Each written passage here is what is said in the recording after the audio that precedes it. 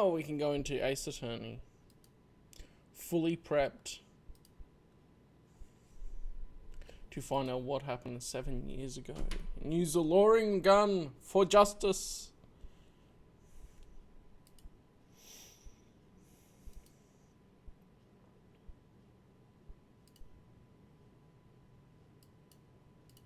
I know it uses autosave. It's been there the whole time.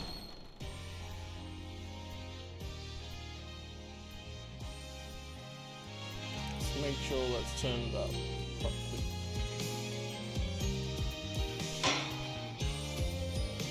Alright, so we have the trial resumes.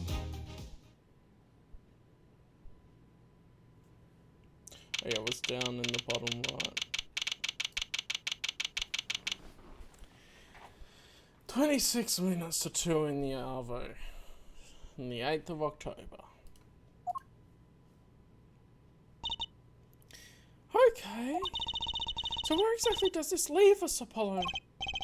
Well, the Drew Misham who was killed wasn't Drew Misham the Forger, basically. Huh? Well then, who was he? Well, he was actually doing her nails. So you really made those forgeries?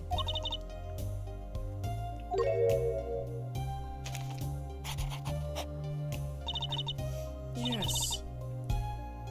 For father. I know it was wrong.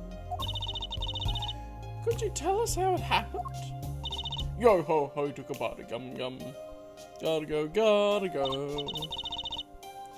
My father was a painter. I loved painting ever since I was a child. One day, father saw it in me. He saw that I had the talent. Now, Windows hasn't screwed over my microphone volume, has it? I was just adjusting the audio levels slightly. No, okay. It's just whatever's happening. Voice volume. Oh, that was down slightly. Maybe that was the thing. Alright. I don't know, when I'm doing some of the voices, they're quieter and louder depending on what I'm doing. So, the talent for making forgeries? How should I say it? It was not only paintings I made. Given the materials, I could make anything. Anything? That's a broad thing.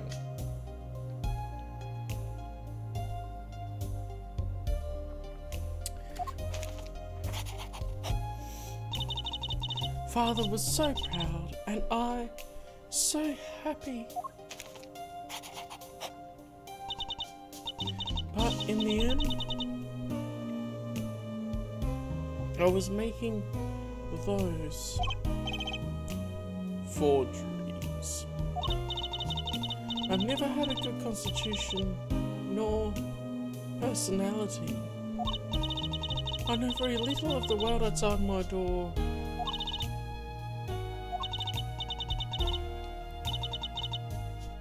Now, because of me, Father is... Do you know about this red envelope? I remember that envelope. It was some time ago. So you're already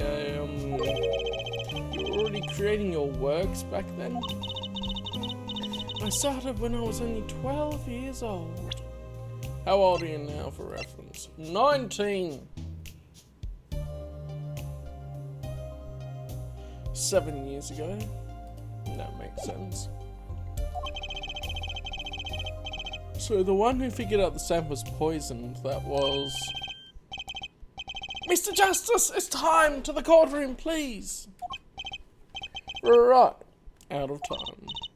Wait, Vera, just one more thing, please! Those 3 paintings in the studio. I painted those as part of my work. Right, see? We checked them out, and we saw what was underneath. We saw the rough sketches underneath the 3 finished paintings.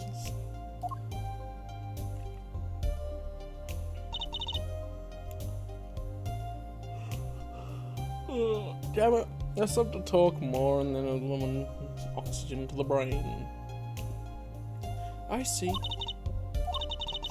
Mr. Justice. Yes? Father, he knew of you.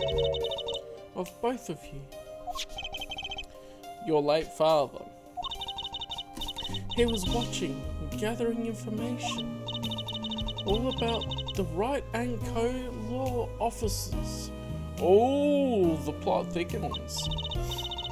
But lately we're not doing just law. Yes, you do tricks, gags to amuse, and play piano. Well, they're not really gags. Yet when Father heard you had resumed the legal business, how pleased he was. Who was Mr. Mission? How am I supposed to? What if it was Daddy's daddy? Come on.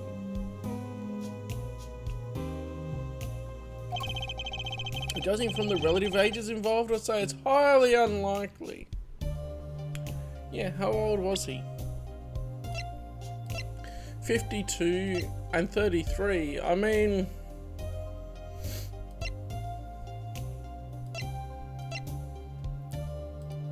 that's possible.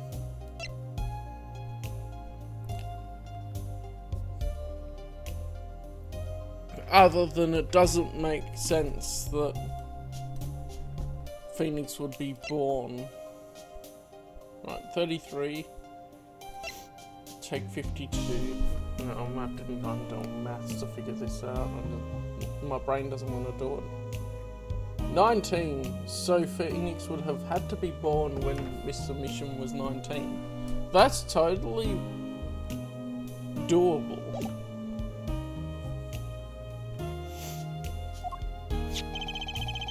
Things are already confusing enough with all these daddies running around. That's true. You know that the victim's daughter Vera was a forger. What does this mean for the case? Guess we're about to find out. We'll have to forge ahead. 24 minutes. Oh no, did I get my timing wrong before? No, it was 34 minutes past, yeah. 24 minutes to 2. In the Arvo.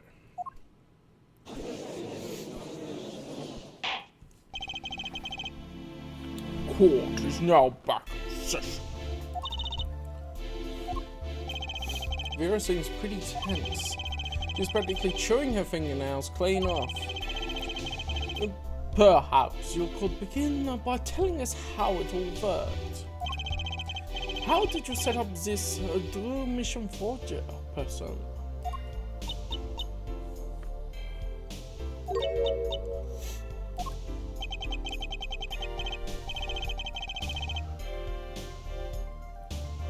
There's that stare again. She's drilling more holes into his head. I know it's hard for you, but hey, he's a handsome guy. What's hard? Phoenix. No, Phoenix. It's not Phoenix, it's Apollo. Phoenix is completely God mode in this. Very well, miss, if you would. Did you really make those detestable forgeries? Perhaps you'd rather answer my question. Were you the one who painted that painting, the remarkably similar one? Ah. Yes. I painted it, yes. Father praised me quite highly for it. So, she was the one who made the forgeries. Yet she did not wish to reveal the truth of their operation. So the victim was a stand-in, a decoy. To the world at large, he was the forger, not her. I've done a bad thing.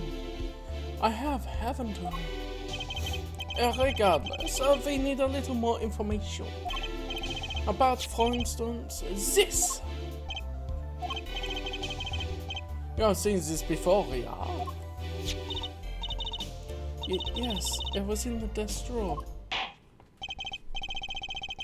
Very well, you may proceed with your testimony.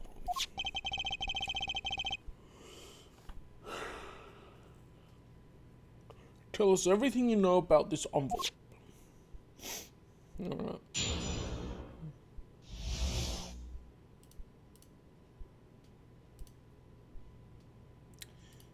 Let's reload that and see.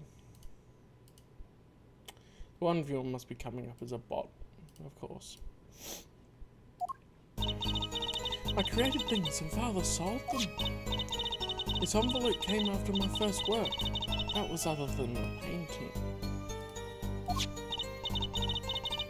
Father handled the deal, all of it. I received the stamp that was in that envelope. Oh, she even could draw it.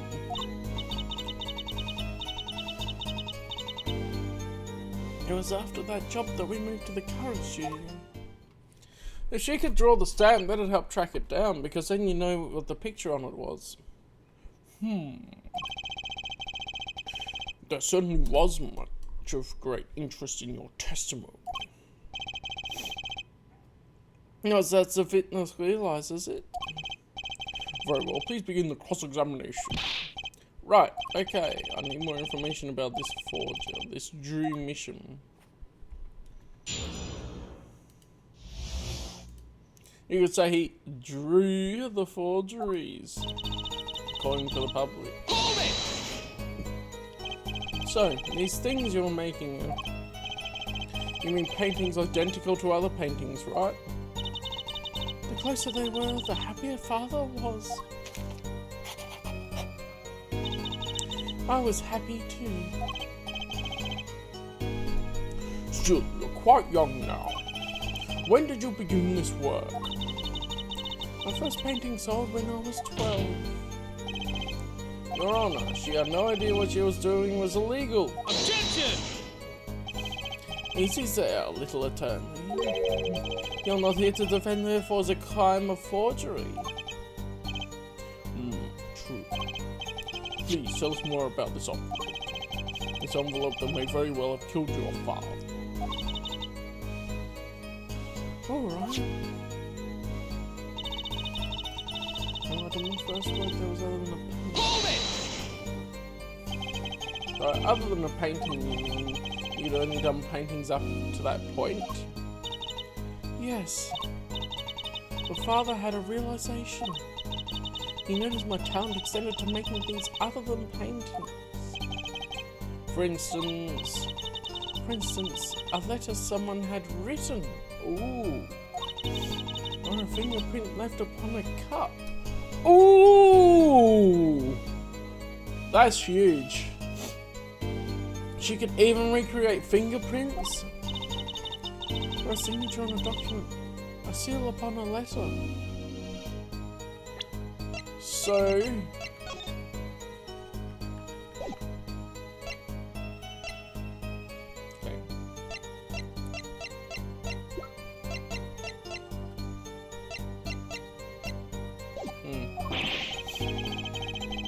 Well, this makes her sound very innocent at all. And the 100,000 promised in this letter was the start. The beginning of a new industry for Drew Misham. A new industry? The creation of items to be used in criminal proceedings. Forging evidence, in other words. Uh-oh. So, are we to believe that he knew about Phoenix, right? And that he thought because Phoenix Right and Co law officers were coming back into the law firm that they'd use his forged evidence? Because maybe it's just a reputation of Phoenix. Or is it connected into the past a bit more because of the 7 years ago stuff? So you didn't know the things you were making were being used? I enjoy painting very much. I think I understand. The Fräulein has lived in an unusual little world. Can you tell us what happened to the papers that were in this envelope? Father signed them and sent them back, I believe. Did he follow the instructions? Sending the enclosed envelope with the enclosed stamp. This is a rather important matter. Give your answer some thought.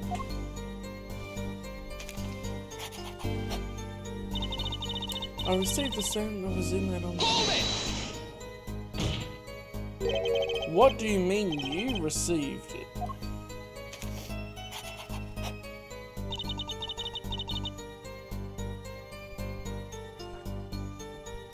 Did I do something wrong? You didn't use that stamp because it was dangerous, correct? Deadly poison on the back. Atraconite. Objection! A moment, Alphabet. So what I'm thinking at the moment is that she got the stamp, but then she made a copy of the stamp to put on the enclosed envelope. And that's why it was framed in the small picture frame as like one of the greatest successes of her career type thing. You can't force an answer upon the witness. Now then, perhaps you were telling me, Fräulein Veil? Why did you receive this stamp? Something wrong. It was beautiful. Oh, you mean it was one of those commemorative stamps? Yes, I think it was. So you didn't know about the poison?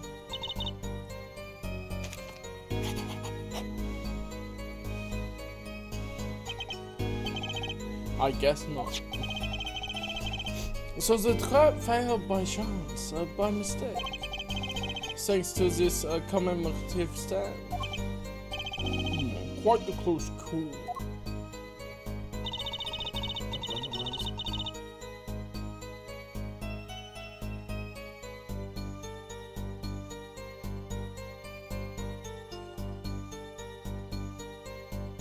And I will make sure to unmute after I blow my nose this time.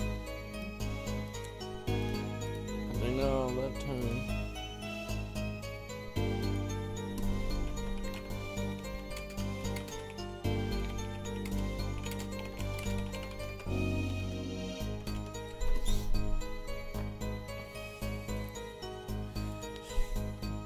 Alright.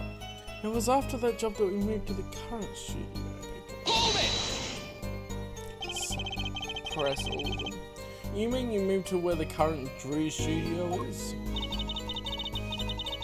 Yes, we saw very few people there. I began drawing picture books. This single job ties them to the criminal underworld. I think Mr. Misham wished to reduce their visibility in the world at large.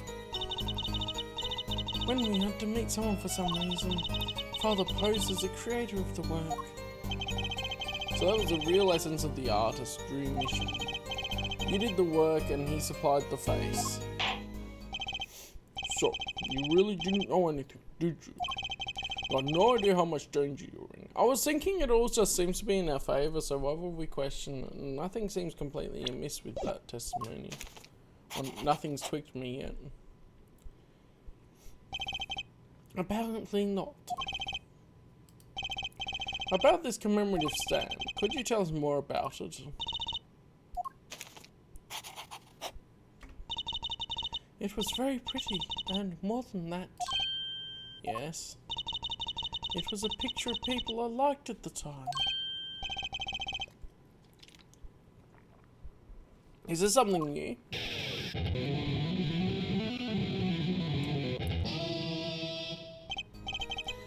apparently, we've got some cross-examination yet ahead of us. If you would be so kind as to continue your testimony for a line.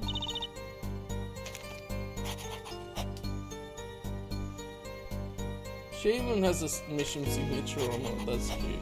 Every time she does a little sketch. Favorite magicians! Magicians? I love mysterious things. I always have. Even though she fainted when she saw Mr. Hat. You're confusing mysterious with freaky. Father took me when I was very young. It was a great magic show. I loved it so much. See? See? Isn't magic great? Fine, great, yeah, sure. No need to get all excited. But the magic troupe we saw disbanded soon after. I was quite sad. Did she just say what I think she said? Magic troupe? Now, where have I heard that before? The envelope came after she completed her first job. It makes it a letter from her client, whoever wanted a forgery made. Apollo! We're close, we just have to piece together the parts. A deadly weapon in a red envelope, and the path it took to take Drew Misham's life. Okay, and then we're back to the start.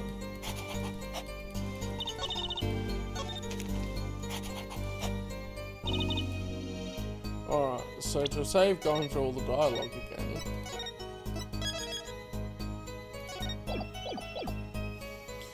We will want to present maybe the ticket to the Grammary show, magic show.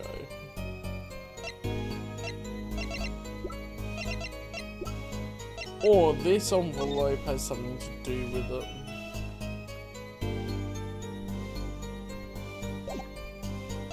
I'm gonna try the magic show. Objection! Yep. Those magicians you like, was it this bunch?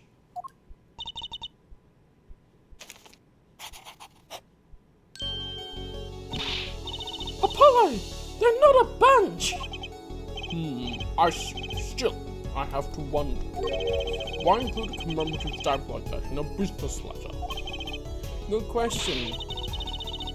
Well, pretty stamps are always better, and you can't beat true grammary. But the whole murder plan was a failure because of it. Ironic, don't you think? Prosecutor Gavin. Prosecutor Gavin? He's sweating. Marie. What's with Gavin? Might I ask just one question of this witness? In your testimony just now, you stated this was your first work that was other than a painting? There we go. It's a bit slow. Please tell me, what exactly did you make? Can I ask why? No! Answer the question, now! Me! Prosecutor Gavin! You're usually not the one whose writing concerns me. Yes, it is unbecoming of me. I apologize. But I must know, please, Miss Misham. Tell me. It was a book. A single page in a book. A book? Please be more specific. It was a handwritten book, like a diary.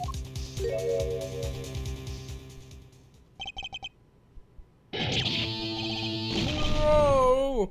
I don't know!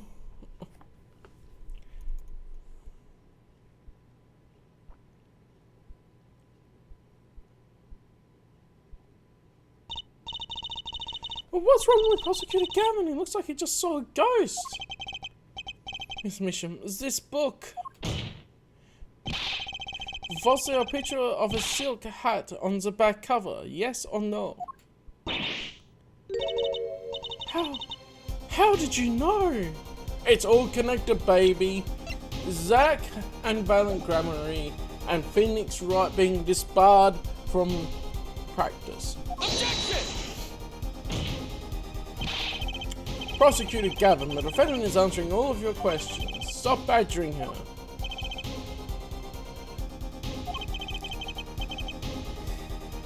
He's told you nothing, has he? Your solid mentor. Nothing. Sullied. Who? Phoenix Wright. Who else? Daddy? He never told you about the trial 7 years ago? About how he came to lose his attorney's badge? It was a certain piece of evidence that decided his fate, you know. A certain diary. On the back, it was a mark of a silk cat. What? Let's go. Phoenix Wright tossed out of the profession by false evidence. And the forger who made that evidence is this girl standing right in front of me? Vera, you must tell us. The evidence you made was used in a trial 7 years ago. Who asked Drew Misham, you, to forge that evidence? For all of our sakes, who was it?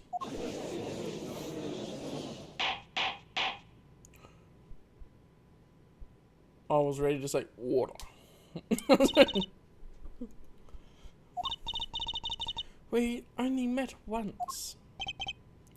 You met the client? Well, who was it? It was...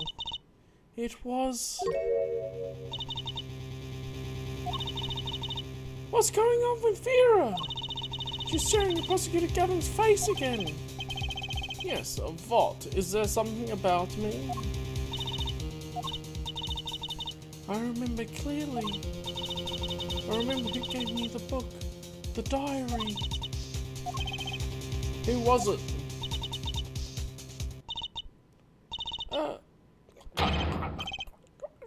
Vera!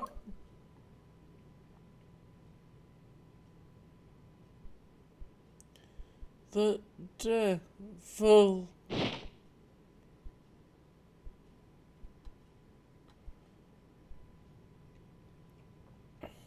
Oh, the courtroom's empty. Defendant Vera Mission, condition unconscious. Examiner's diagnosis, acute atrocinine poisoning. What?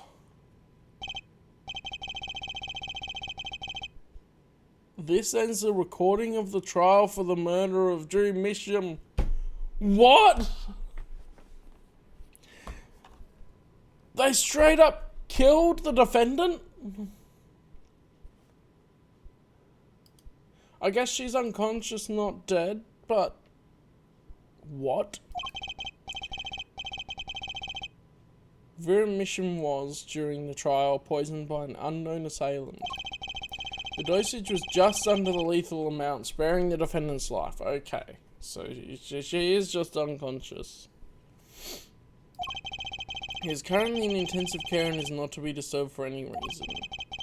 A very simple case at first glance, until it finally began to show its true colours. The long road to the truth takes us to the record of another trial. In some ways, that was the starting point of it all. Young Gavin. Oh, young Clubber, yeah.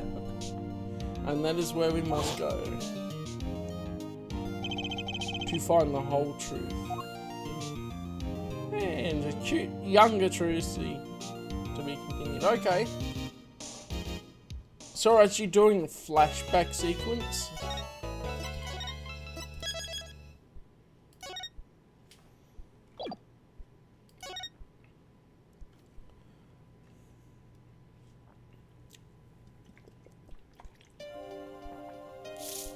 Showdown time. I lost. It's only a game of poker. A game I played for a long time and only lost twice. Who was the first? The man I killed, of course. Well, it seems I've found the partner I've been looking for all along. Over a game of cards? Why yes, over a game of cards. Is that Zach Gramery then? That was how we first met, 7 years ago. 7 years earlier, Phoenix Wright's final trial, okay.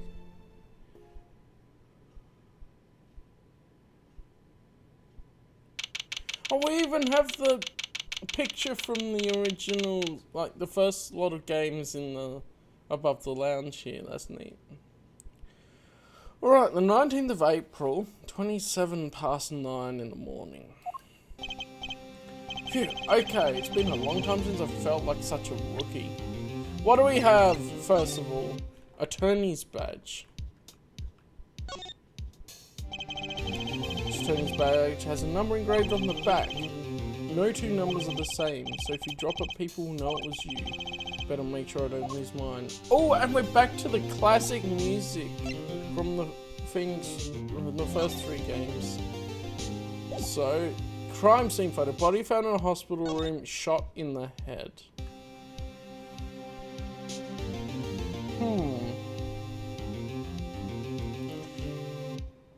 Is this Magnifi Gramery?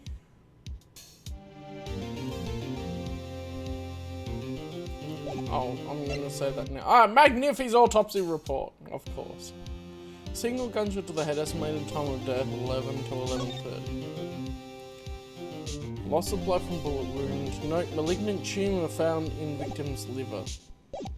Yeah, that's why I was in hospital, right? Gotta try and relax. Ah, good morning, Mr. Enigma. Oh, really? Mr. Enigma. I'm sorry to have sprung this on you so suddenly. I received the files from your previous attorney only yesterday. Honestly, I'm not entirely sure I'm prepared. I understand I'm asking the impossible of you. Yes, well, you haven't really told me what happened yet. All we did was play cards. Yeah, he's got the Z on his belt, so I reckon that's Zach Gramery. Ah! Shady Enigma. The client in this case usually goes by station name Zach Gramery, so yes. But his name is Shady Enigma. He's 40 at this point. And Magnifi was 67.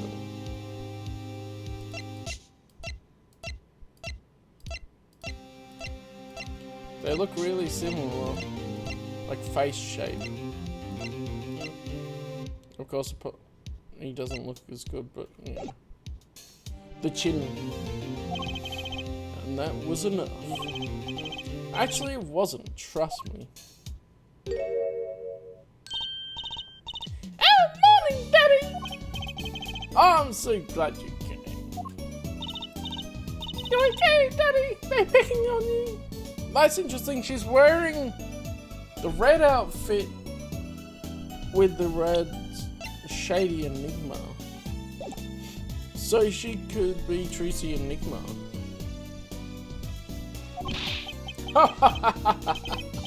I am fine, as always. This old boy is here to help me, after all. That's a young man to you. Good morning. That's a cute outfit you have on. Thanks! My first choice today, after all! Oh, I'm sure it is. What the heck is she talking about? Oh, old boy! Huh? Me? Look at what he started. Here! What's this? It seems fate's clock will make me wait a little longer. At least only less than 20 minutes remain. To all those who have supported me in my life's work, I give thanks. Farewell, Magnifi Gramery. Oh no, I just got it over there in the hall. Told me to give it to the old boy in the blue suit with the spiky hair. He said it was really important. Was this a memo for you or some such? Not from the looks of it. What is this? Looks like a page from someone's diary. I'll give it a read later. Notebook passage added to the court record. So, yeah, that's just to read it, clearly. Well, how do you feel about the trial today? We'll get through it somehow. Incidentally, the prosecutor today is a new guy, I hear. Ah, an easy win then, yes. They're calling him a true thoroughbred in the history of the prosecutor's office. Of course, there's one of those every year. The switching of attorneys just before the trial. I know it is a difficult situation to put you in. But allow me to say one thing, Mr. Wright. Yes? They will not be able to pronounce me guilty today. So, do your best, but do not worry. First time a defendant's ever given me a pep speech. I'll do what I can. I see you do not understand. You see, it will be impossible for them to declare a verdict. Impossible? Yes. Isn't that right, Trucy? Yep, you bet, Daddy! My first look at the case was only yesterday, and the information I was given was a tad bit lacking, to be honest. Still, I'll do what I can, for their sake. I believe the curtains will be lifting any time. I'm in your capable hands, Mr. Wright. My client is Shady Enigma. What a name. Known to the world as Zach Gramarye. A widely popular magician, star of Troupe Gramarye. His mentor, Magnific Gramarye, was a rare breed of magician. He single-handedly ushered in a golden age of stage magic until he was shot dead. And Zach Gramarye is the suspect. April 19th of April, 10 AM. Court is now in session for the trial of Shady Enigma. Sorry, just from the name. Also, yeah, the judge hasn't aged a day. The defense is ready, Your Honor.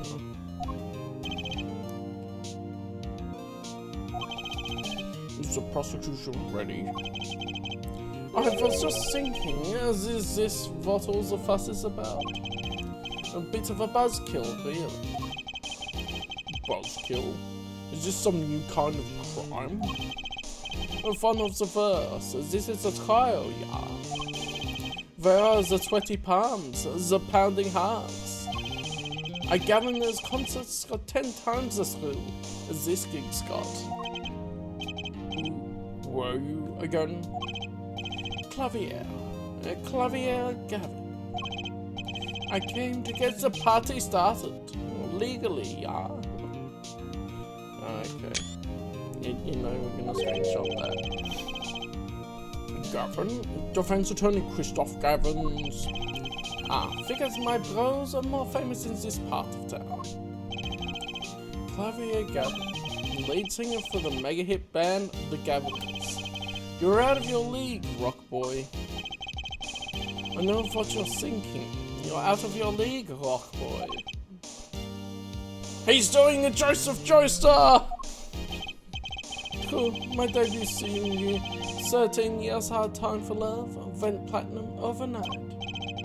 But that's just a hobby to me compared to this, yeah. Talkative, aren't you? I like your affected Euro rock accent, by the way. Affected Euro rock accent. How the hell are we supposed to know what that is?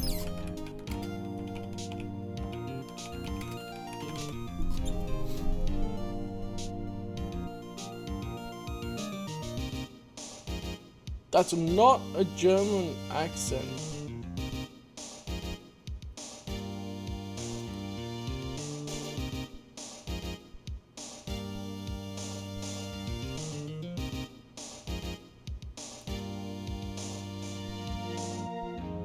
Well, I'll keep going with this at the moment. Maybe that's like part of... I'll just call it part of the Euro rock accent, I guess. I don't think I've ever heard a Euro rock accent to be able to know. I guess we'll see. I'm just getting warmed up, Herr Attorney right. That's not actually a German accent. However that works. Perhaps you'll be so kind as to fill us in on the case. Chung, baby. Time to call on the opening act. What was his name again? Ah, yes. Detective Gumshoe. Hit it! We get Gumshoe in the flashback. Let's go! Yes! And you are? Hey, you were the one who called me up here, sir. Name's Dick Gumshoe. I'm a homicide detective down at the precinct. Detective Gumshoe, long time no see. Hey, you! Me? Today's the day, pal. Today I win and you lose. I got confidence in my testimony today, see? What? You normally lack confidence in your testimony? Ah, detective, huh? This is my stage. Can the antics? Huh? All this hey-yoing and such. And I could care less about your history together. Very well, Detective Gumshoe, if you would, please tell us about the case at hand. It happened 6 days back in a room at the General Hospital. In fact, as simple as they come, here's the crime scene. The victim was a patient, asleep in a hospital bed. The killer comes in, puts a pistol to his forehead, and bam, lights out. Them's the facts. Not so long ago, the victim, Magnific Grammary, was a famous man. He had the entire country under his magic spell, as it were. That's a pretty neat picture. I think we saw it before. Ah, yes, the great magician. He retired years ago or so. Say the name Magnific to one of my generation, and you'll be lucky to get a blank stare. Yes, though I'm sure the youngsters today know his disciples even better. I dare say Troop Grammary has made quite a name for themselves. Anyhow, the retired magnificents have been in the hospital for the last year. What was it? A malignorant tutor or something? Doing something to his liver, I think. Yeah. A malignant tumor, perhaps. Hey, the judge can speak Gumshoe. He's gotten real good with that over the time. In other words, he had liver cancer. He had only 3 months left to live, in fact. So why would someone want to kill him earlier?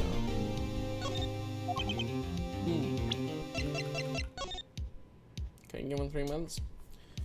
And liver progressed to final stage with no hope of recovery. Patient has 3 months to live. Patient has chronic diabetes, requires regular insulin.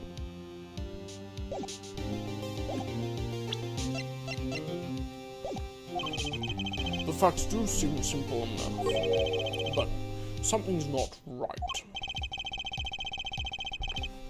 The victim was already climbing a 3-month stairway to heaven. Why not wait for him to knock, knock, knock on heaven's door? Why shoot him? The musical reference with Clavier, of course. I wouldn't have put it quite so lyrically, but it's true. Why make the effort to commit murder when the victim was about to die? Incidentally, the victim has a serious case of diabetes. Diabetes.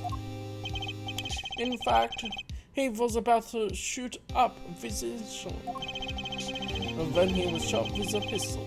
The syringe was found as a crime scene. It's this diary here, isn't it? There's a page torn out of it, which I bet is this page.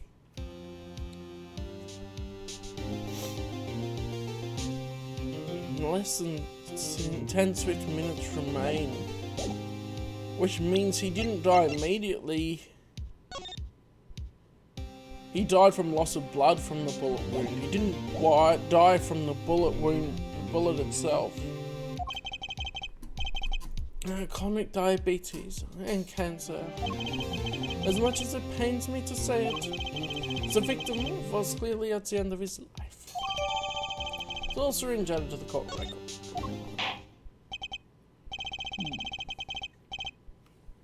I believe the question before us is clear then.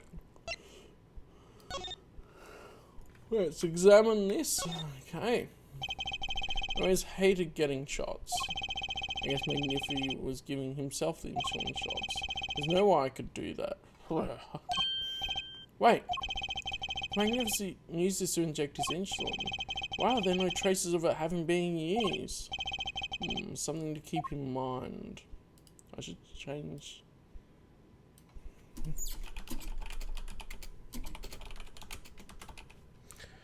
This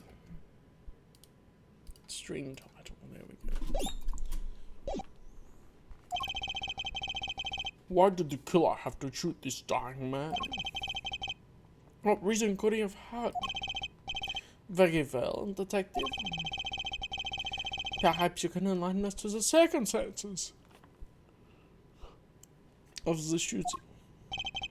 Yes, sir.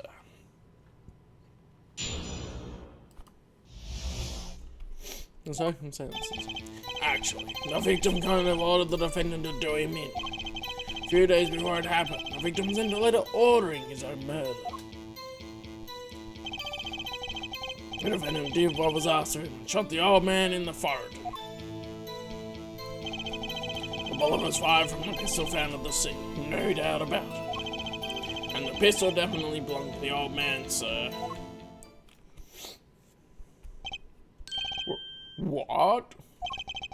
You're saying the victim ordered his own shooting? Those are the facts. I have here is the letter in question.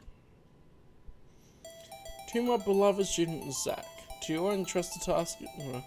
Oh, I was reading it! Let me read it, Dagnabbit.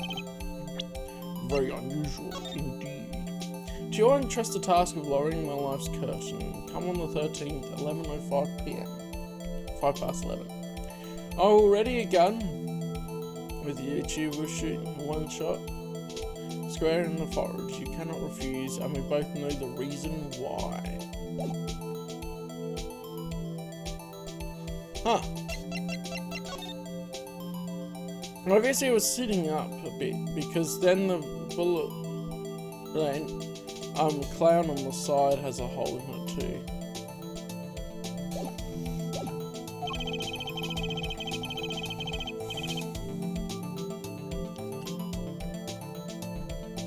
Although, such a thing as a letter really caused one to pull a trigger, I wonder. I believe the answer to that question can be found at the end of the letter. Ah, you cannot refuse, and we both know the reason why. Detective Gumshoe, can you explain this to the court? Unfortunately, even the defendant won't say people about that bit, sir. One thing bothers me about this. Why didn't he just say 11? Yeah, that is such a specific time. Like, why have the 5 minutes past 11? Why have him come at 11:05 without some specific reason? And the devil is in the details, how I'm telling you. Well, was there some reason? As it turns out, there was. Every night for a half hour, starting at 11. The victim, Magnific Glamoury, was given an IV. An IV. As there it is in the picture off to the side of the bed.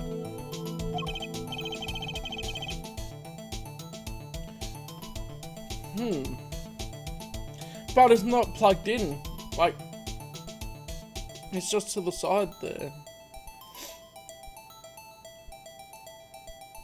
At 11, a doctor would come to set up the IV.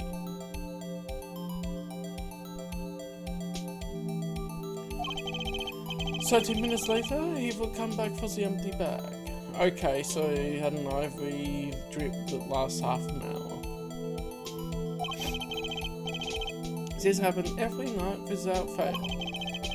So that was the only time they could meet without the chance of an untimely interruption during his IV. Very well, shall we begin? Mr. Wright, your cross-examination, if you would. What's his reason he couldn't refuse, I wonder? He could have at least mentioned it to me. It's nice to be back with Phoenix. No, it just hits different. Especially the music being that... I guess I'm already nostalgic for the original Phoenix Wright.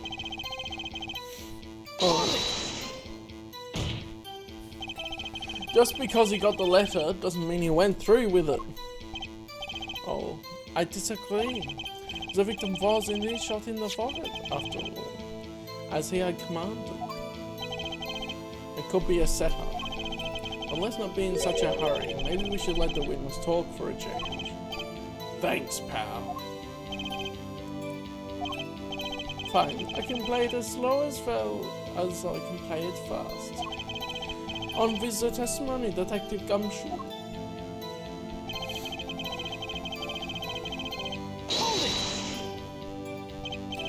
And this letter was sent by the victim. There it is, gotcha. You're on mine this time, pal. Huh? I had the handwriting checked out, of course. It's the victim's no mistake. Ah, I see. Ha ha ha ha ha! Score one for the boys! Man, Gumshoe's just so happy he's actually done the work this time. I didn't lose, I was just ascertaining the facts. So am I so annoying? But a letter ordering your own death. Things aren't what they used to be, I guess. I'm not sure this is exactly commonplace even now, Your Honor. Sure, so anyway, guess I'll keep going while I'm ahead.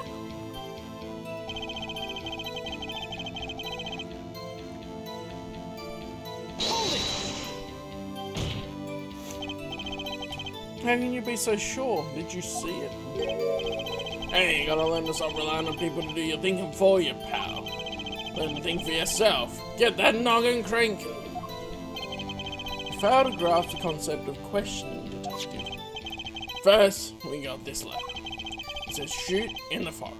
Loud and clear. I can see that, but I still wouldn't do it. Well, maybe you need to grow yourself a backbone, pal. You failed to grasp the concept of shooting people is bad, detective. Also found the defendant's pistol at the scene. Traces of gunpowder residue shows as it had been fired recently. Well, Mr. Wright. As far as I can tell from looking at this photo, there seems to be no issue with the prosecution's claim. Photo. Maybe there's something in there I can use. So they're saying the defendant shot the victim in the forehead. I think there's a hole in the prosecution's arm. Clearly Mr. I would say shot something else I'm going to save so I don't have to go through all the dialogue again.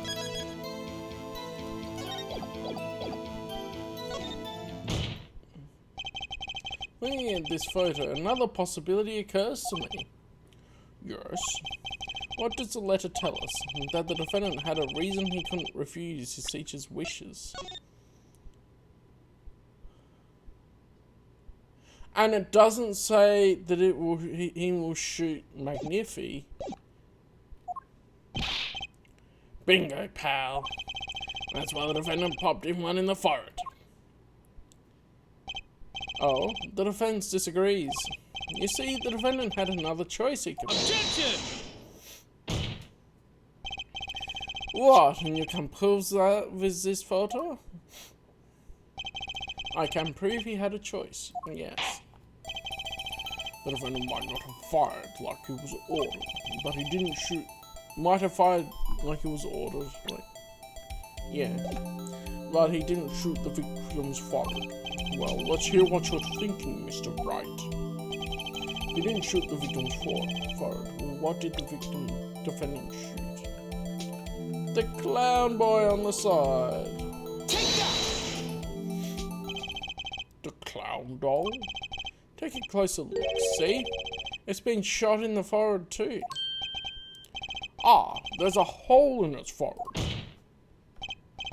Yes, and a hole in the prosecution's claim. Objection! Ha! And I suppose you have a reason as to why he shoots the clown doll? He didn't just shoot the doll, he shot the doll's forehead. His forehead? Ah.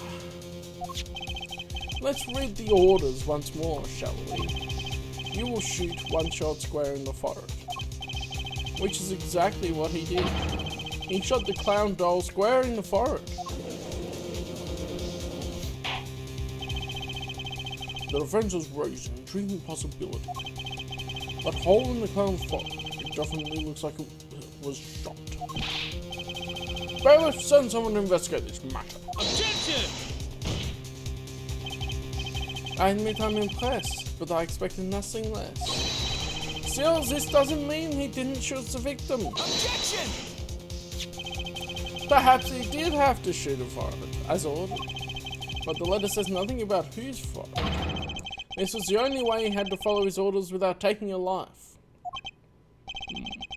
The bullet hole in the clown doll's forehead does demand an explanation. It might very well be a clue, and yet Prosecutor Gavin is right.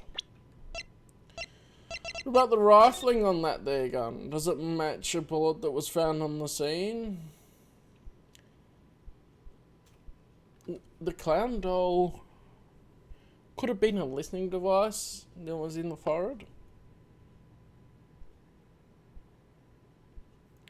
Or something, like, maybe it was Valent that was doing sus things. It alone does not prove the defendant's innocence. I cannot say for sure the defendant didn't shoot the victim. So sorry, Mr. Wright. How sad it is to see the mighty fall. How sad it is to see the novice's overconfidence. He doesn't realize just how big this little hole is going to get. Detective Gumption, please take this newfound fact into account as you continue your testimony. You still shot the victim, pal. So we have... We don't have the gun separately. So let me get this straight. You're saying my client first shot the clown, then shot the victim? Hey, not a bad summary, pal. More of a confirmation than a summary, but whatever. Is that for clearly more of a confirmation than a summary? But our defense attorney seems pleased enough with himself. Do these people ever miss a chance to mock me? Well, now that Mr. Wright's gotten that out of his system, shall we continue with the testimony? I didn't have time to gather all the details before coming in here. His testimony might be my only source of information. Better pay attention and read this letter carefully.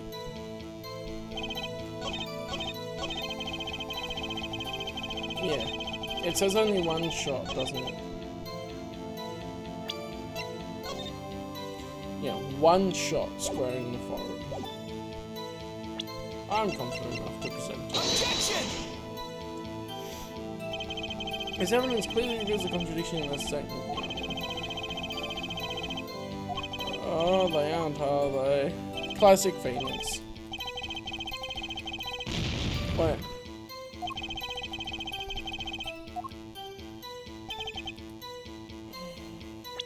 Okay, we'll save it here then. I like how I bring the classic music back. I thought that it's saying you will shoot one shot square in the forehead.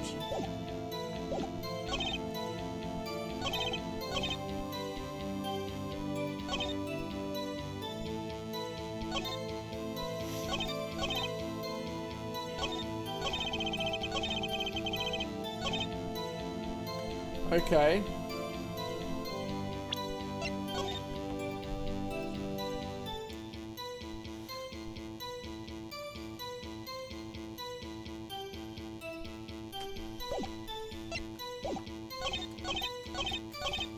It has to be this one, right? But it's not that letter.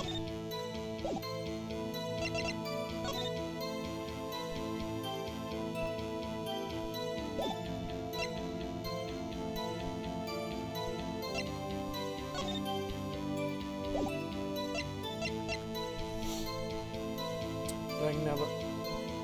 Ace Attorney.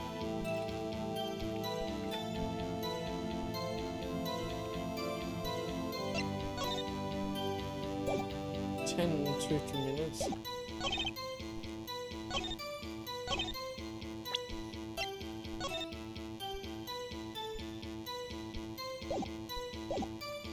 So, you know, we have we don't have anything to say that the pistol didn't belong to Magnifi.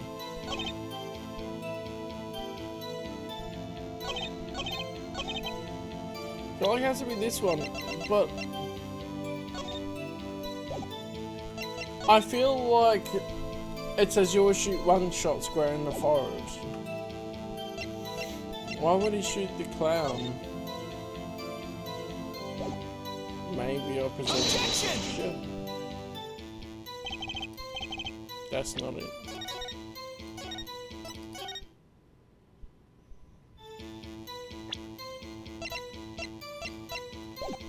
So if I go through this and read this sort of carefully,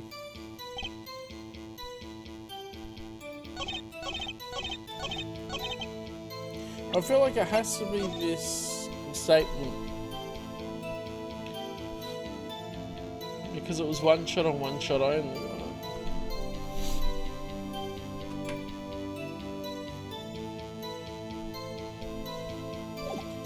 But apparently that doesn't work.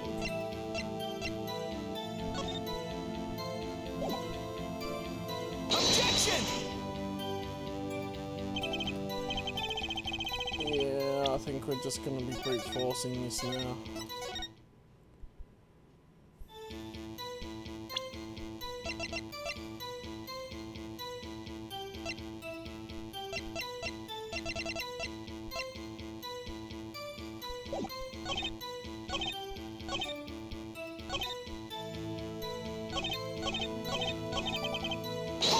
I'll press this again. So let me get this straight. You're saying my client first shot the clown and shot the victim. Okay, that's the same thing as before.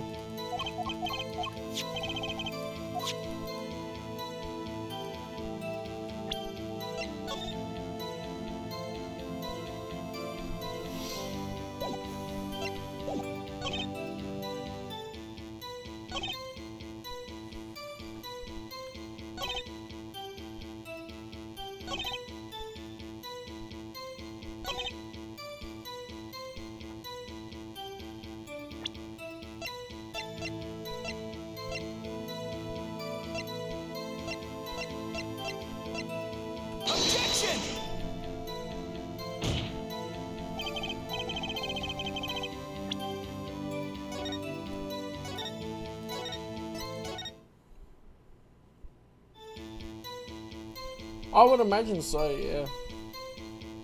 I haven't looked at what the triggers for the DLC and stuff are for that. I know how you're doing, Lockham. I know you've been working a little bit, but you commented.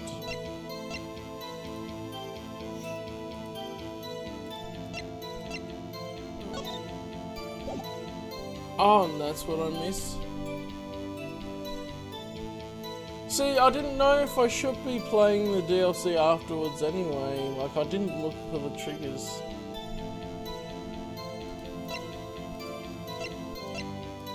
I was just gonna look for it in the game later. I'll figure it out anyway.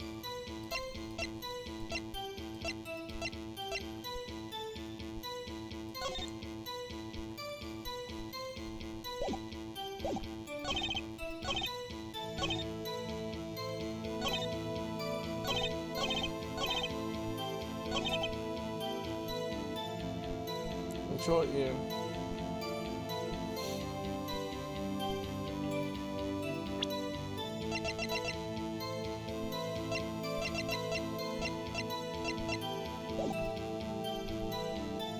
No, but like I'd finish the game and maybe do it after the credits roll or something for the main game. Bit like I did with Control, like we could clearly see where the DLC were, and so I played them afterwards. That's what I was thinking. And even like, we've got both DLC now, so if the DLC are bundled together, then that's alright.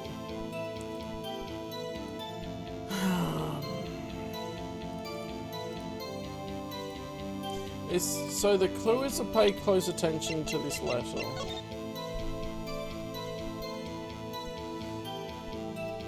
But that's incorrect to present it.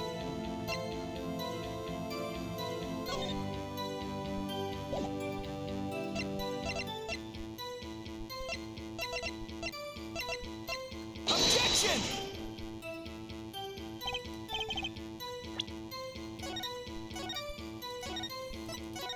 Don't do this to me, Phoenix.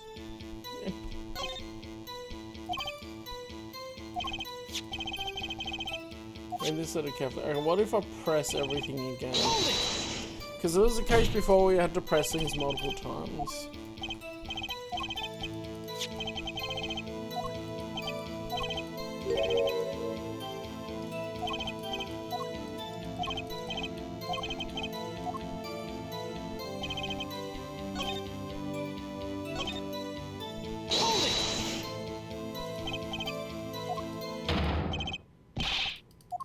Okay, this was the part before, that's the same.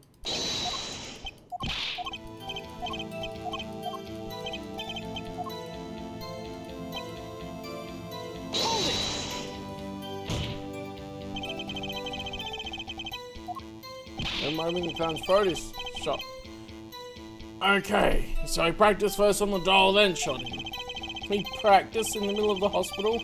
Anyone could come in at any moment. Yeah, but no one did come, did they, pal? Besides, it's what I would have done. Always look before you shoot, I say. Might I suggest we move on? This is getting us nowhere. Patience, we get this in anything. Very well, please continue with testimony, detective. Okay, that was different. You mean this pistol, the one in the crime scene photo? Okay, we are getting new information, that's why we're pressing this game call. That's the one. It's a funny looking gun, but there's no mistake. If we compare the bullet taken from the victim's skull with the bullet fired from this gun, the rifling marks on the bullets were a perfect match. So, you verified the murder weapon, in other words. You bet we did.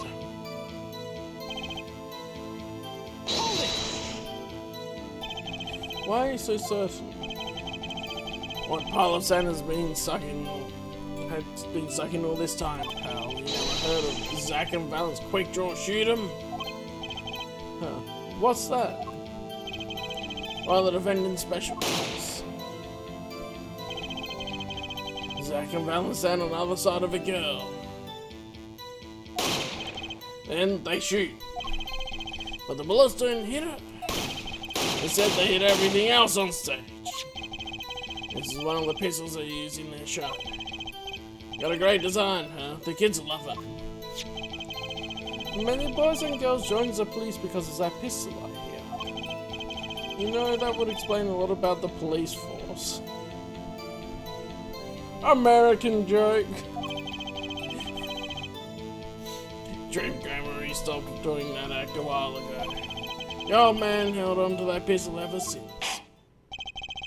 God would like to see the pistol in question. You got it, sir. Here she is.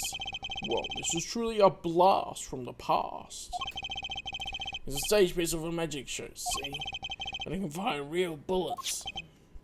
It looks so much bigger in real life than on TV. Oh my, Judge.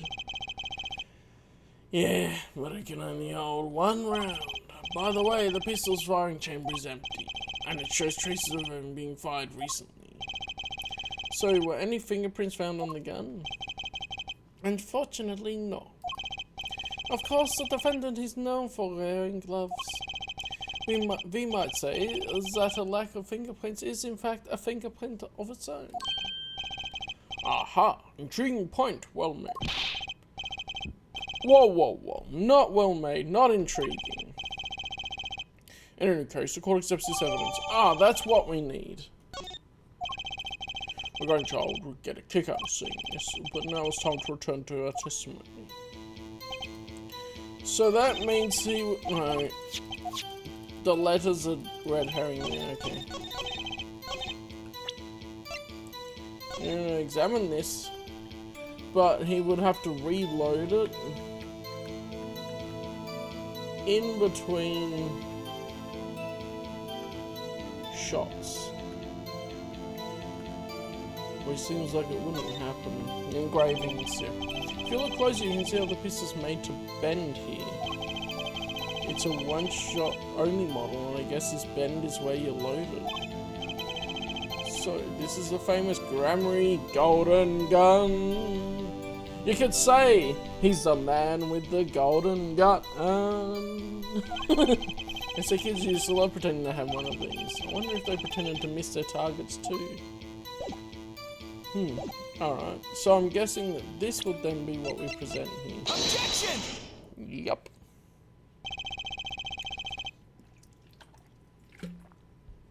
The trickiest cases often seems the simplest. Prosecutor Gavin, you missed the bullet hole in the clown's forehead. If you hadn't missed that, you might have come to a very different conclusion. Understand? Yeah, but like I just said, pal. After he shot the clown in the forehead, he went and... Objection! Did nothing of the sort to the victim. The pistol proves he could not. The murder weapon? How? It's quite simple, Your Honor. This pistol only holds one bullet at a time. Ah. If he had shot the clown in the forehead, he couldn't have shot the victim too.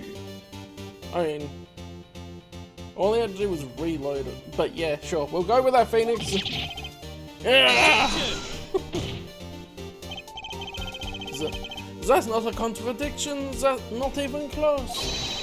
All he had to do was reload the pistol after the first shot. Hey, Clavier's got me. Clavier. Objection! Oh, where did he get the extra bullet? They're not so easy to come by, you know. And it says that he will prepare one shot only. He won't prepare a backup. If you claim the defendant had one ready, and prove to us how he got it.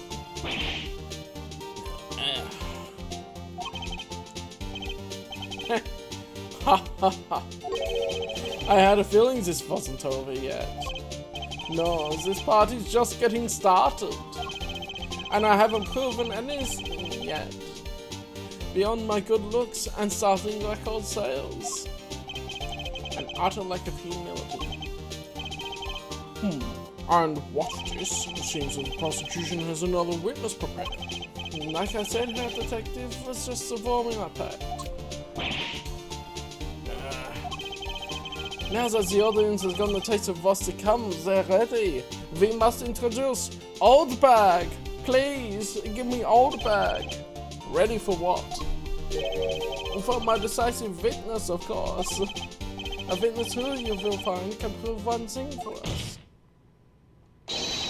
That it was Grammary who shot the victim in the forehead.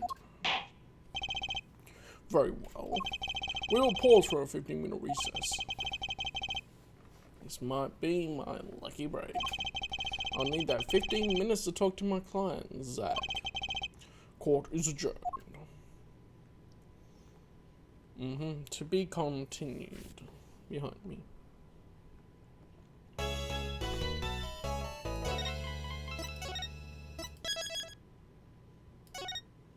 It's so odd going to a flashback trial in the middle of another trial. That's quite different for it. But like we're here when there's literally poisoned one of the witnesses, the defendant. They literally poisoned the defendant so she couldn't talk. I was like, whoa, we're really going out there. 19th of April, 21 past 11 in the morning. Very impressive, Mr. Wright. I have to say I expected nothing less. I've only just begun. I was hoping you could tell me a bit more about what happened, actually. I do not think you would believe me if I told you.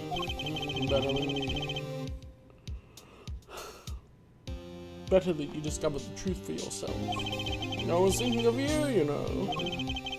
I think we need less thinking and more talking. That night in the hospital, what really happened? Ah, the way your eyes gleam, Mr. Wright.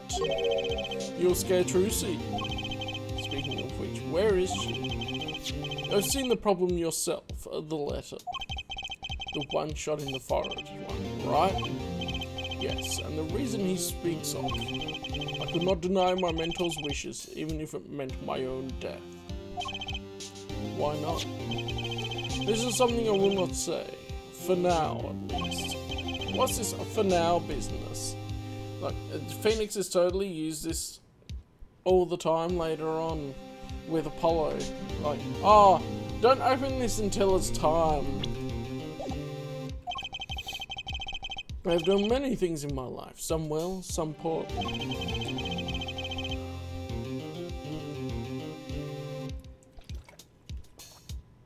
But this is a cross we must bear alone to our graves. Is Trucy? She has a different shaped thing. She still has a diamond shape crystal thing, not the flower shaped one, 3-leaf clover one. We? You want to know about the night of the incident? Finally, this guy sure likes to take his time getting to the important stuff. Of course, I had no intention of shooting my mentor. I snuck into his room that night at the appointed time, and found there upon his bedside table 2 pistols. 2? Yes, the one I had used on stage, and the one that had been used by my partner, Valent. Oh, for the Zack and Valent's quick draw thing.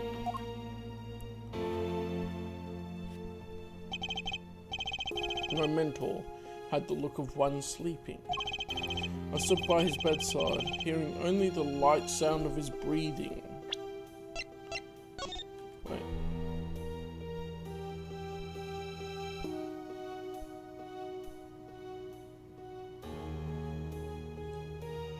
What if this was forged to frame Zack?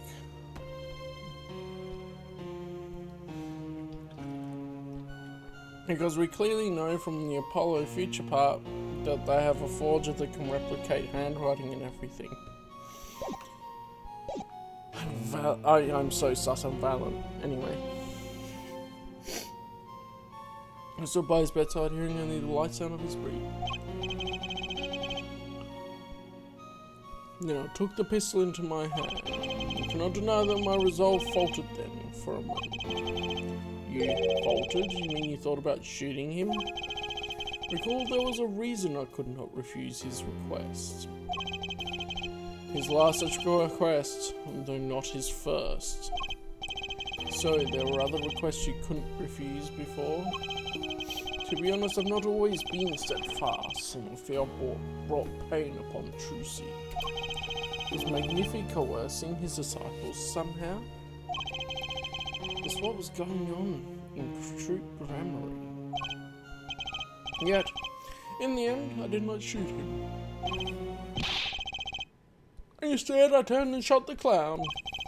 I took the pistol I'd fired and placed it in my pocket, which is the one he's got now. In your pocket? I believe if you examine the bullet in the clown's head, you will find it to be different than the one in my mentor. What were those called? Rifling marks. Yes, well, that is all I have to tell you concerning the case. Concerning the case?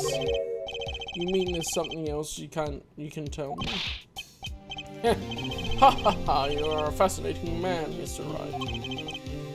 Thanks. Yes, there is something. A mentor. His eyes opened. What? Magnific Grammary? The old devil. He was not asleep, you see. Of course, the gunshot would have woken him anyway.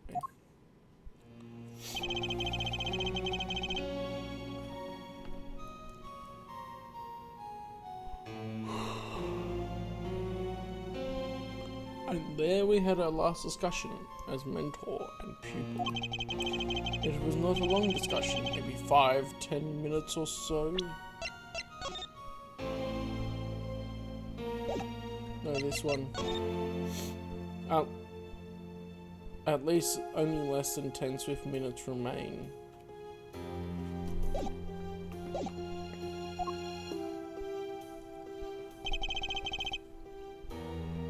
What did you talk about?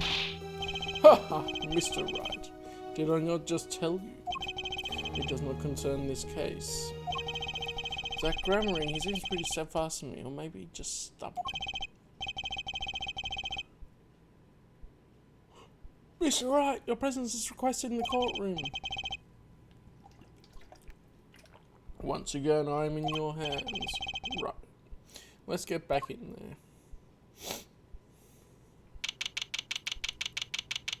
Alright. 23 minutes to 12. Court is now back in session. During our recess, a bullet was found in the dugout from the clown's head. Whoa, there's no news on the rifling marks. There wasn't time to do a detailed analysis. So they did find the weapon type matches the murder weapon. Well, that's not very conclusive, is it? Which is why I'm about to call my very decisive witness. Your decisive witness. How many times have I heard those words? Though they often turn out to be far less decisive than you think. Oh, don't worry on my account. I'm quite confident this witness will do the job. After all, he is intimately acquainted with the players in our little production. Being the other half of Troupe Gramarie's famous duo, Zack and Val. Of course, Valiant Gramarye. So we get to meet the great Magnifi's other disciple. Hey, young Valiant. Perhaps we'll start by asking your name and occupation? Valiant Gramarye, a magician. And you're the decisive witness, are you?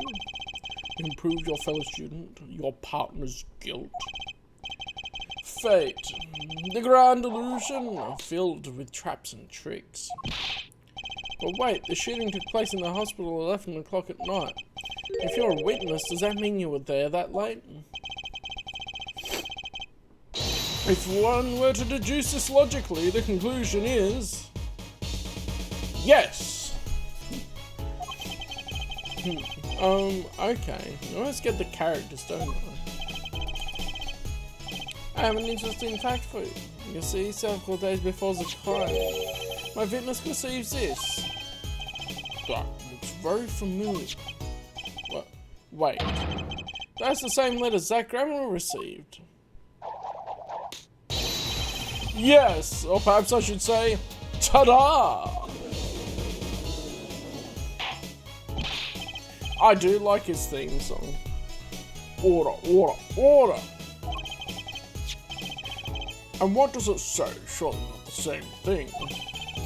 Perhaps you should see for yourself. 20 past 11.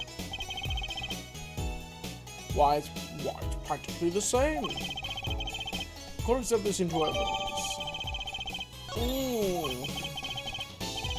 This is most unusual. Exactly what was going on with you folks.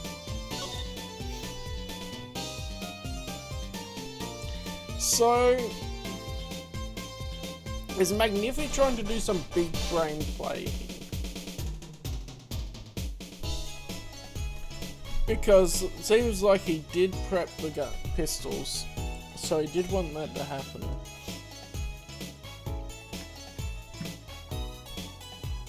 And it was like a test of his disciples to see which one would do it. What exactly was your true Gramarye up to? Did I read the last one? Yeah. By which you mean... I'm just having trouble envisioning a man who would ask the students to kill him. Both of them, no less.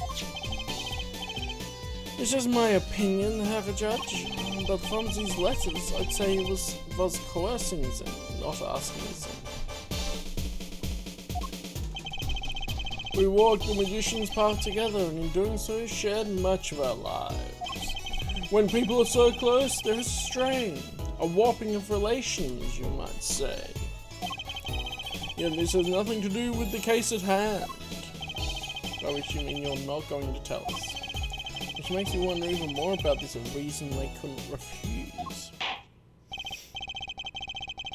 Well, let's get on with the testimony for starters. The defendant, Zach Gramery, stands accused. Tell us why. Oh, I'll do more than that. For where he walks, the red roses rise, singing hymns to the miracle that is magic. Fascinating. Though I hardly need to remind you that the evidence could just as clearly point to you as the suspect. The letter, the murder weapon, and now the 2 bullets fired at the scene. In fact, the only difference seems to be the designated time. As every magician knows, timing is everything. Yes, and now it's time to get this party fired up.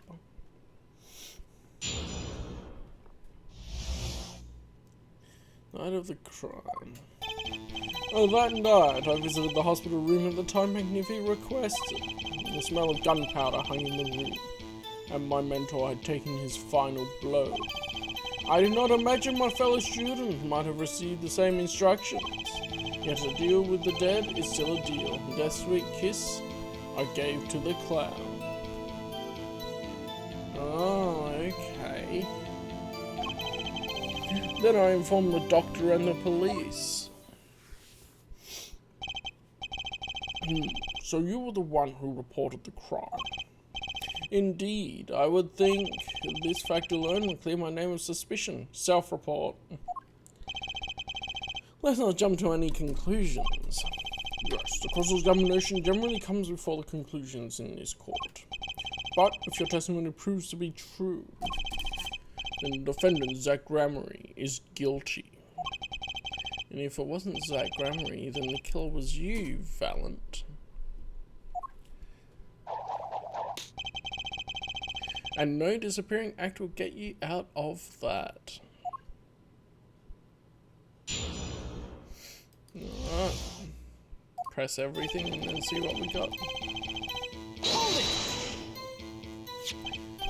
Which, according to the letter, was 20 past 11.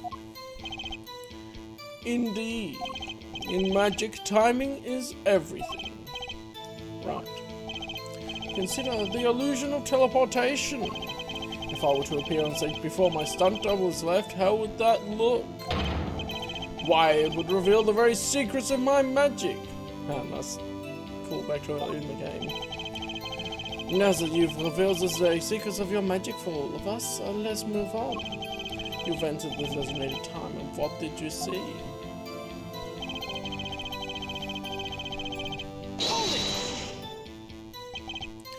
So, you weren't worried for your own safety at all? I mean, you smell gunpowder, yes. What if the shooter was still nearby? I did not consider this, to be honest. It is forbidden for a magician to have a good imagination. That's weird to say. You'd think to be able to dream up their tricks they'd have an imagination for. Really? Isn't magic all about illusions and imagination? Yeah. How about this? You were the shooter, which is why you weren't afraid. He's sweating. Now you are the one imagining. And it's forbidden for a lawyer to have a good imagination. The witness will refrain from pausing so suspiciously before responding. My forbidden imagination is starting to imagine things. I did not imagine my fellow student might have received the same instructions. Because imagination is forbidden. Which brings us back to this reason neither of you could refuse. So it does, and my partner, he did not refuse. but Magnifi wrote the same thing to you. Why could you refuse if Zack couldn't? Because I have a will of steel, of course. I also do this trick where I bend steel bars, so perhaps steel isn't also strong. So which is it?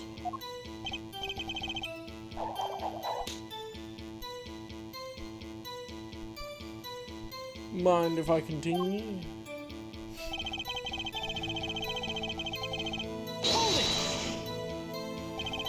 There were 2 bullet holes at the scene, one in the victim and one in the clown. You're saying the one who shot the clown was you?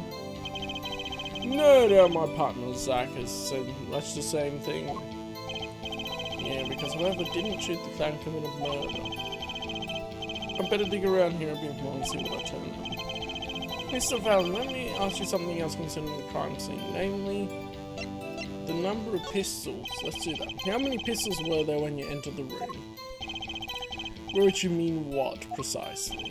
2 pistols were used in the Zack and Valen quick draw shoot 'em, correct? 1 for each of you. You are well informed, yet only one of my old friends sat in the hospital room that night.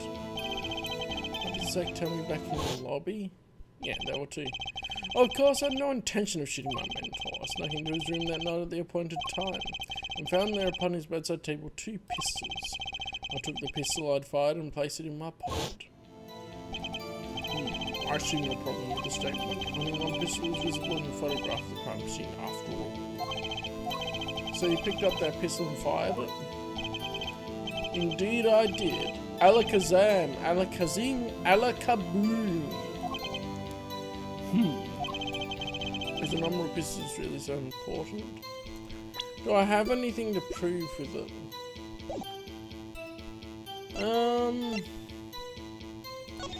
Let's add it. The number of pistols is quite important, Your Honor. Very well. Please add this detail to your testimony. Well, what can I do? I'll but obey.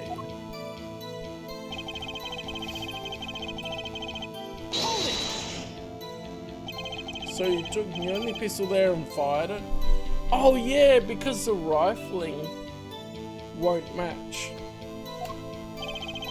Well, that's correct. And that pistol was this one, which was left at the crime scene. Good show, I see. You 2 are a magician of sorts. And you're an idiot of sorts. Do you have any idea what you just said? I see the fire in your eyes as you glare at the fitness. And so how about heating up this trial a bit? These slow ballads bore me. I've got a hunch, but maybe that's all it is. Maybe I should ask about something else. Bullet in the pistol. In order to shoot a pistol, you need a bullet. Where was the bullet? I entered the room and took the pistol in my hand. The bullet was already loaded, ready to fire at any time.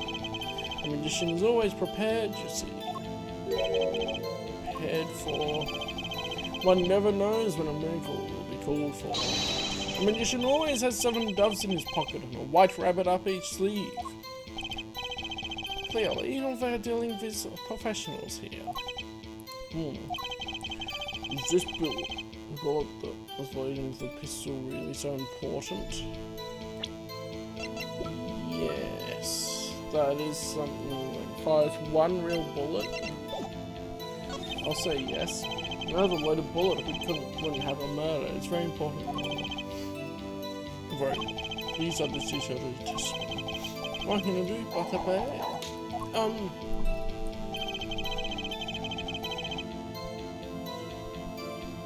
Because if it was already fired,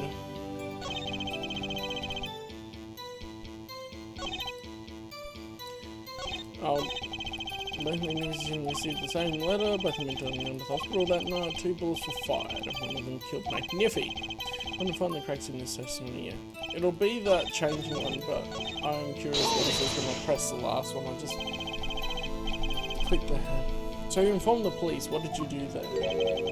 What do you suppose I did? Use my magic to levitate my mentor's corpse, perhaps? I don't know, that's why I'm asking. Now please answer the question and skip the sarcasm. After I made my report, I called the doctor and we returned to the room. And while we waited for the police to arrive, we discussed stomach medicine. We've confirmed this with the doctor. It all checks out. He praised Mr. Vallon's knowledge of his stomach medicine, in fact. Ah, it is an honor I do not deserve, but I accept. Both the magnificent students. Okay, that's the same thing again.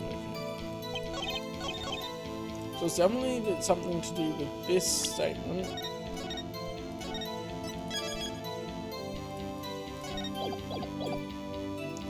So if I present the pistol to it.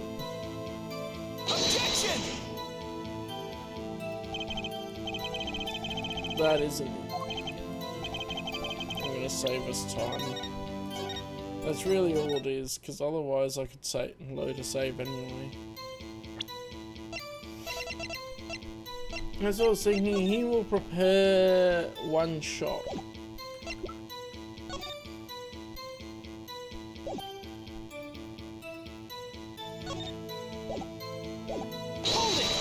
Okay, what if I try going to the other... The pistol's already loaded, something doesn't make sense. Why weren't the victim's fingerprints on it? You should know that we of the true grammar are capable of many things. One of these is being the levitation of iron balls without touching them. There's no magic involved here. The shooter was just methodical is all. He simply wiped everything in fingerprints. Can't really do much with fingerprints that weren't there. Maybe I should ask about something else. Okay, what about the location of the pistol? Where exactly was the pistol when you entered the room? Atop a small bedside table it was. As if to say, here I am, take me into your hand, pull the trigger, pull my trigger, shoot him. As the victim clearly wanted to be shot. But why? Perhaps he wanted to go out with his bang? Yet we will never hear the truth from his lips, so all we can do is guess. Is it important? I'll say that. Okay.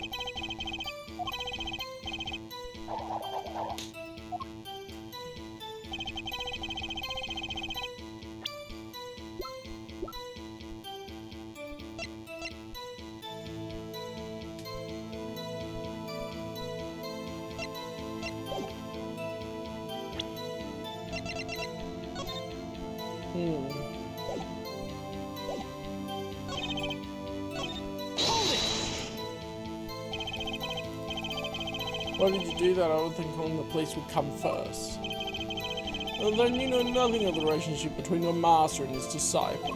Whenever your master says die, you die. Do you understand? So you're going to die? Certainly not. It was but an example. In any case, I wanted to fulfill my obligation. A final courtesy to a great mentor, perhaps. Or perhaps not. Perhaps I'm totally confused. Maybe I should ask about something else.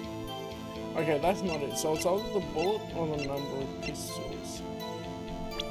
Do we have anything to prove the number of pistols? Not really.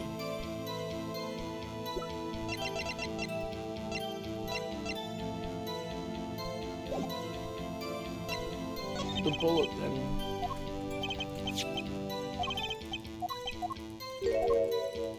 But it might be a bit early to do the rifle marks of the bullet.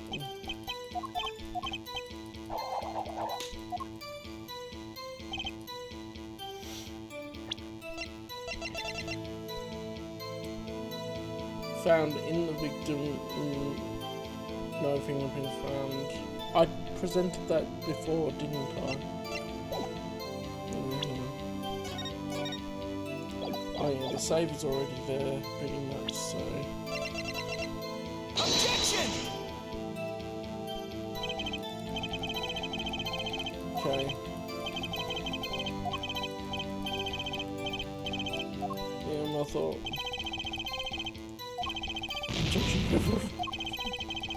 Alright.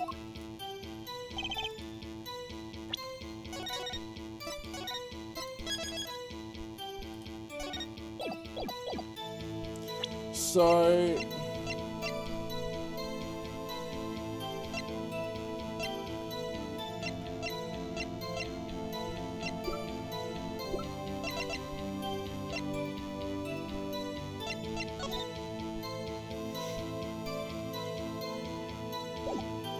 what about this one?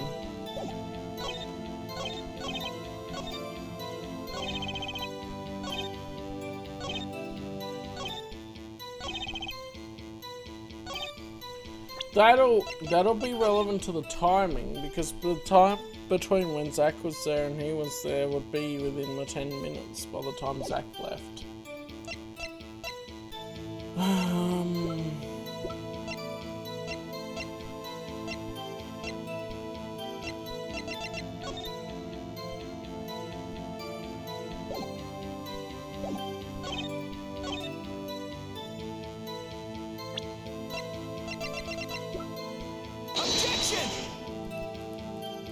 I don't think it's this. No.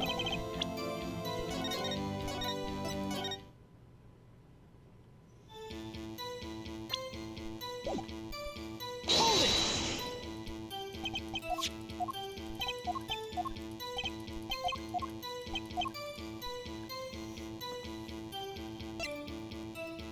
Because I don't think we can prove the number of pistols.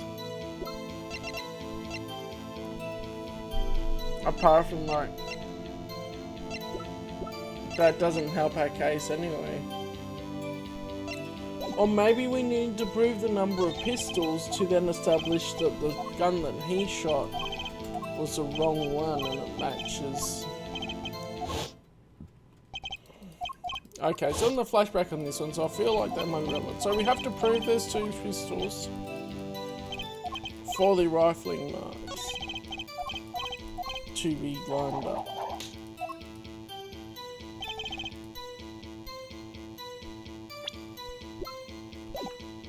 So then I'll present the gun on that one because it says about the barrel marks. Objection!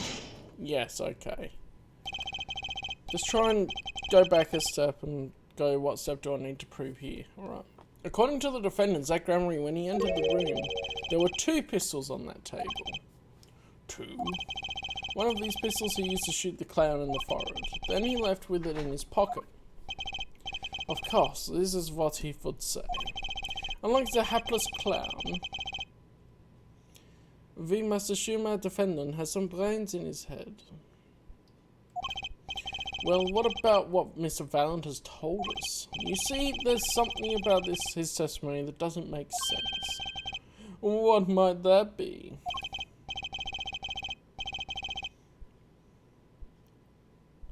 Well, I can go and do it any time, can't I? So I should be able to do it like at the start of next Week 2 stream. I didn't even know it was there though. I'm just encountering what I encounter as part of the story as playing through it. Anyway. I told you I took the pistol that was down there and shot the clown. That's your story at least. But the rifling marks tell a very different story, Mr. Valent. Recall what Prosecutor Gavin told us. If he compared the bullet taken from the victim's skull with the bullet fired from this gun. Oh yeah, he's been sus ever since his introduction when we were Apollo. And this is younger him, so I bet we'll know that he's guilty, but we can't prove it. So we forge evidence to try and prove it, and that's when Phoenix loses his badge and Valent goes free. And then Valent murders Zach. And then he can't prove it. That always succeeded in the case in Zach's murder, but this is the case to prove what happened 7 years ago, why he lost his attorney's badge, so. He is guilty as all get out. They're a perfect match. Mr. Valent, if you fired this pistol, then you shot the victim in the forehead. There we go, the classic music is so good to come back to. I do like how they have different music for Apollo and Phoenix though, so that we can have a different vibe with them. Order, order, order! Whoa, this is rather sudden. Objection! What have I done?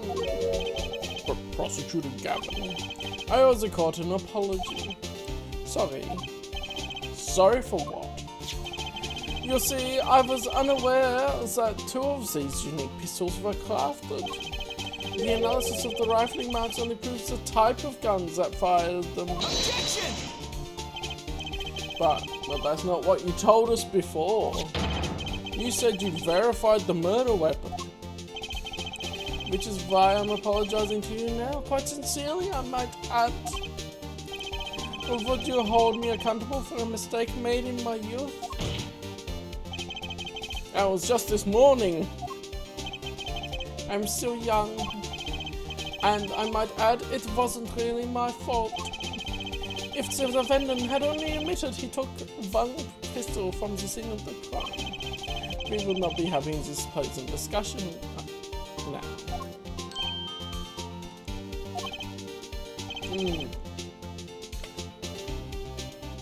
Valid grammary. Yes, Your Honor. You are presented to this court as a decisive witness, but you've proven to be more divisive than decisive. Objection! You'll see, in time. The testimony so far has merely been a review of the facts. The proof comes next. Care to elaborate, Prosecutor Gavin? When Mr. Vallon entered the hospital room, the victim had already been shot. As his next testimony will prove. Right, the real fight is about to begin. Bring it. Very well, the witness will now testify to the court. Help us determine who shot what.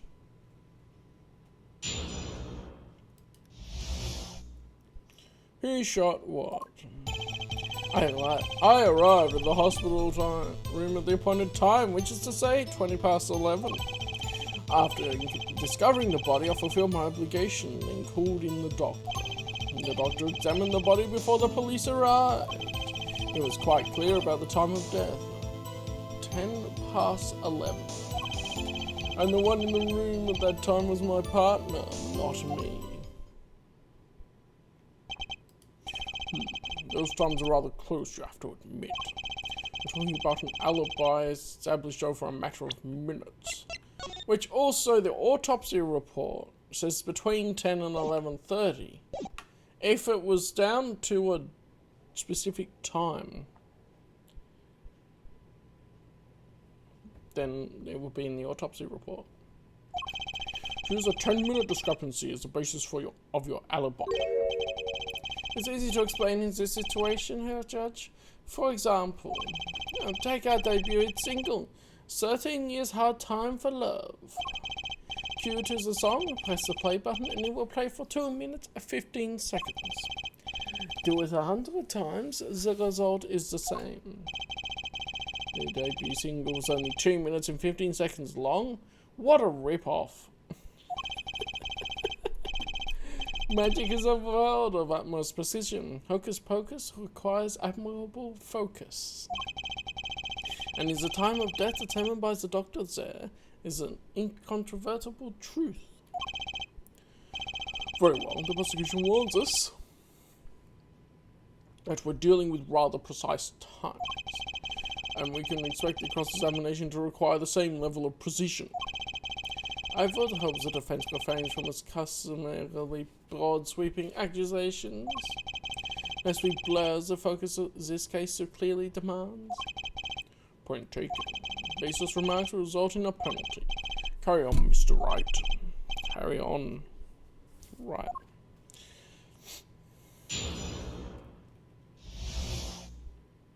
Who shot what? Older or younger brother? Good question. Oh, in present, I can't look at the profiles.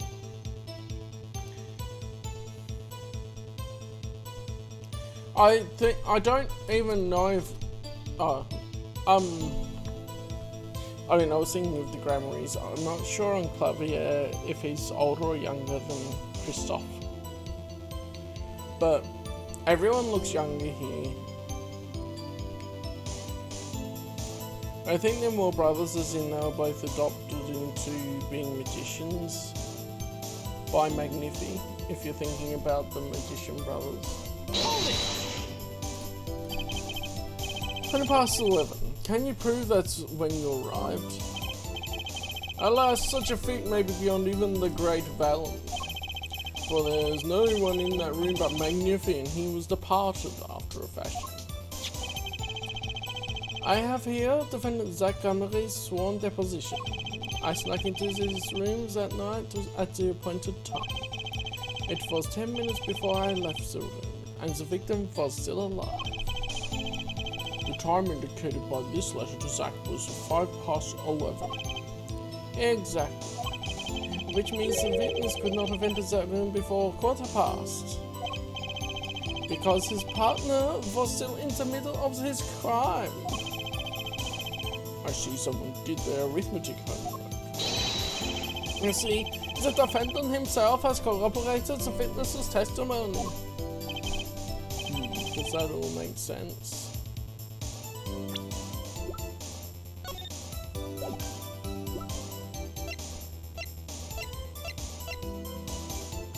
I don't know enough yet. I don't see any problem with that testimony. If you say so, let's continue, shall we? Sometimes the most magical thing of all is the truth. So the first one had an option on it. Are they all gonna have options on me? I won't. You walk in on a murder and the first thing you do is shoot the clown. The disciple does what the disciple must. And my mentor's request without reason had caused for me a surfeit of sorrow. For what would I, Valen, be now without him? May the soul of Magnifi the Great find greater peace above. This I muttered to myself as I pulled that lonely trigger. In any case, I believe this is nothing more than what we have already learned. I'm still waiting for one of the right moments, Herr Attorney. May I remind you, the baseless remarks will earn penalties. Proceed with that in mind. Yes, Your Honor. What a pain this is turning out to be. Okay, so not the second one. Did the doctor say anything concerning the cause of death? Why, yes, I believe he screamed, "My God, he's been shot in the head!" It doesn't take a doctor to notice that. I probably would have screamed the same thing. And I would have penned the requiem that rose in my soul at that horrid sight. Whatever happened to good old-fashioned investigation? In any case, I believe this is nothing more than what we have already learned. I'm still waiting for those right moments of attorney. Okay, so that's not one either. So I was looking to be the first statement. I don't think I'm stepping out on a limb to say I have some doubts about this. How could the doctor be so precise with the time? We do usually only get an estimated time of death, true. I'm not sure I've heard of a verified time of death. Magic revels in making the complex appear simple, but reality is the opposite. What appears complex in this case is a simple matter of subtraction. I see another person has done their arithmetic homework. As the point here is the IV the victim was taking. It's quite visible in the photograph of the scene. Okay. So they're doing it by how much of the drip was... What level the drip was at? Was that still dripping onto the sheets though? Oh nice, that's a good one. That's a good one. Good workaround. Recall what we heard earlier about the victim and Magnific Emily's schedule. Every night at 11, Magnific took an IV drip for 30 minutes. You see the IV bag right there, yes. Now look a little closer. Follow the tube down from the bag to the end. Ah, the needle's been removed. Doubtlessly, it fell out when he was shot. Fell out? How does a catheter just fall out?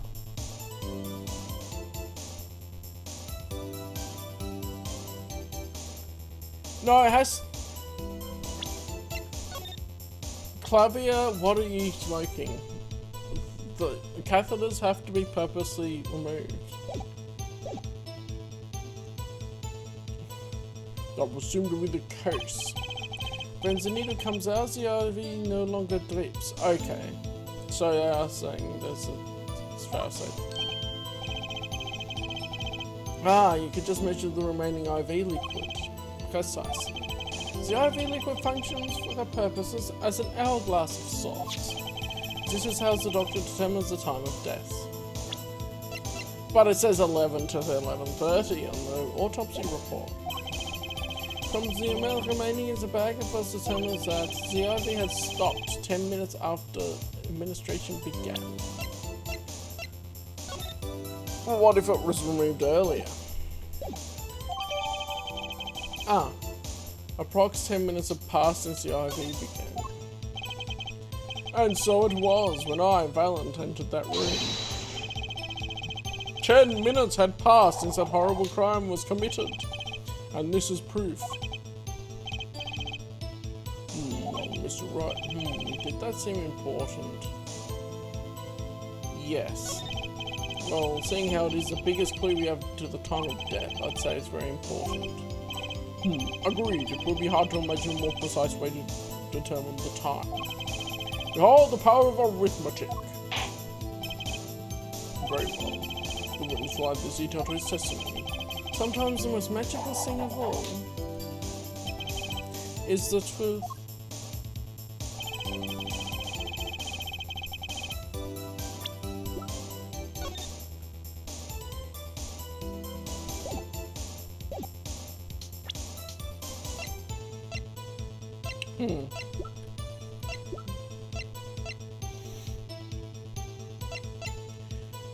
Is there something connected to the syringe?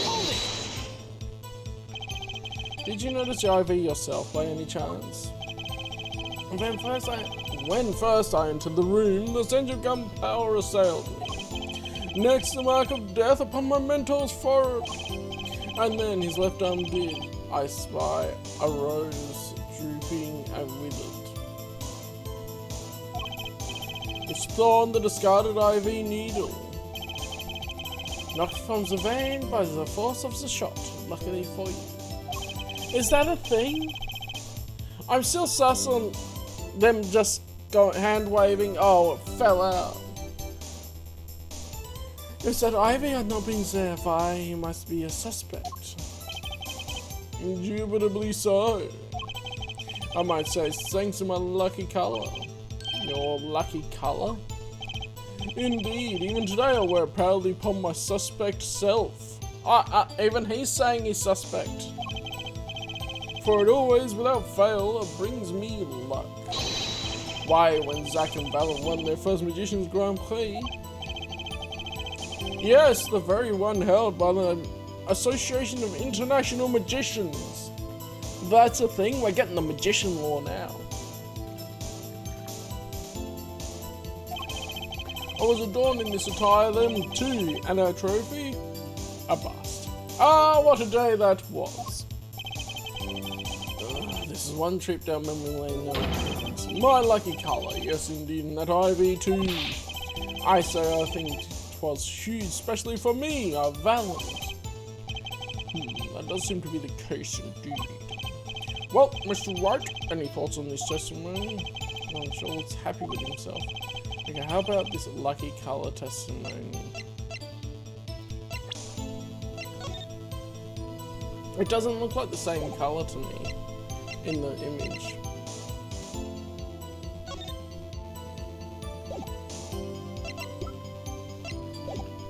Yeah, that's the thing. I was thinking about it more. It's like, looking at the pot record. Oh yeah, we can see this. So he's 37. Shady's 40. So he is the younger brother to Zack Grammering, or Shady Enigma.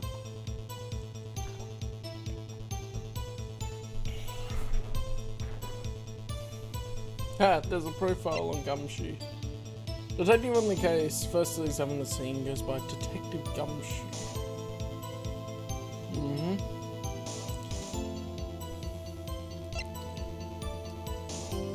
So about this one, I don't see anything specifically, so let's... But there was a lot of different stuff, so...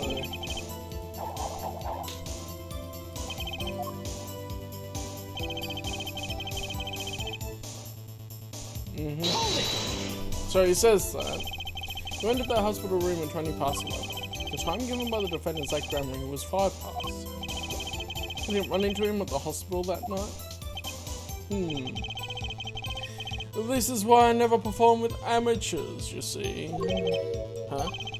Picture, if you will, the nighttime hospital. Outside, only the pale light of the moon. But imagination is forbidden, apparently. So which is it, Valen?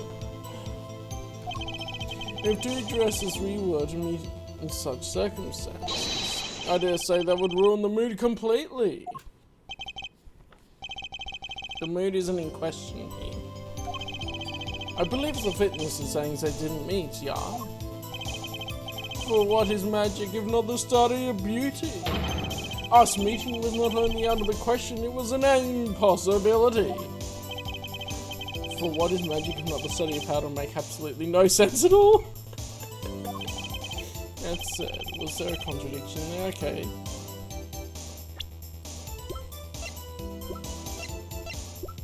There's nothing I can put evidence to, I don't think. Just that it's highly unlikely.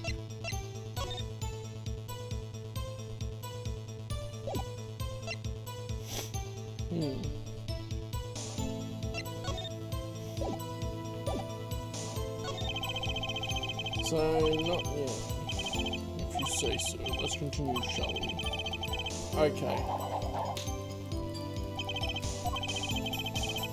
An alibi over the matter of minutes. Precise is right. And pressing with impunity will loan me a nice penalty too. Better focus on one thing, this time of death. Okay. Yeah.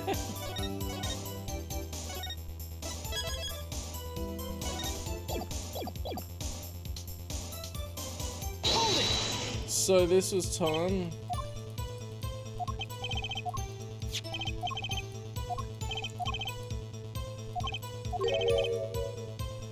This could not have entered before 1/4 past.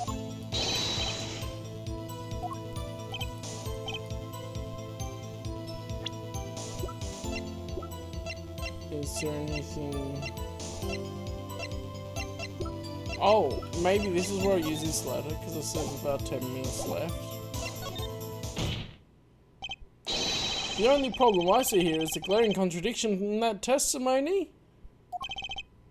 Was that a question? I guess it was. You have been warned, Herr Wright. Basic remarks will be penalized. Well put, Prosecutor Callum. Oh, and Mr. Wright, here's my answer to your question. Okay. Time of death. Okay, focus on the time of death.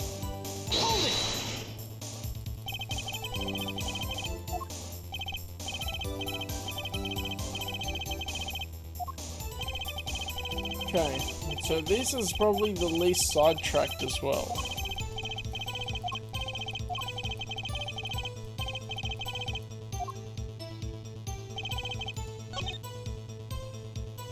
So what if I present this to her? Objection!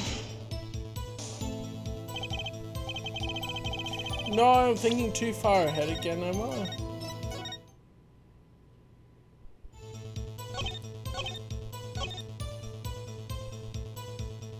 Well, that wasn't one's... Oh, maybe it's the IV liquid one that we need to do. Okay, yeah. The lucky colour thing.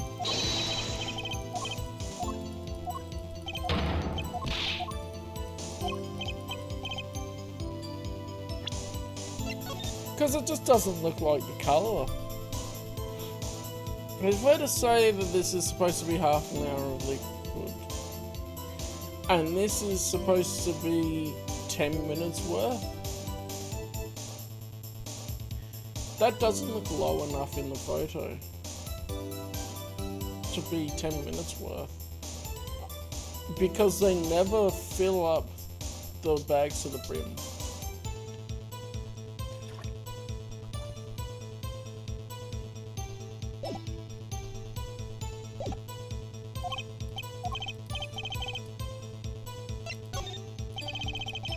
Certainly sounds like your lucky colours brought you plenty of luck, but not this time. Mr. Valent, your lucky colours betrayed you. I'm afraid you've lost me. Your Honour, the witness's testimony just now clearly contradicts the evidence. What? Please recall my warning in the beginning of this examination, Mr. Wright. Basic accusations will be duly penalised.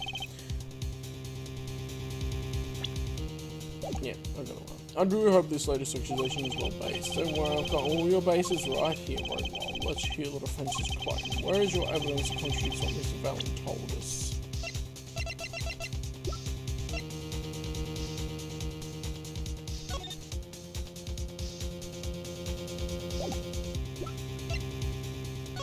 It's the colour, right? The crime scene tells all, Your Honour. The photo of the crime scene. What's this talk of colour? Has me yearning for black and white, clear-cut simplicity. Tell us, Alpha, just where is the contradiction in the photo? My pleasure, and I assure you it's quite simple. But I can't promise anything in black and white. Let's hear what Mr. Wright has to say. Okay, so we have what in this photo contradicts the witness's testimony. I do feel like it's the colour, because it doesn't look the same as what he's wearing.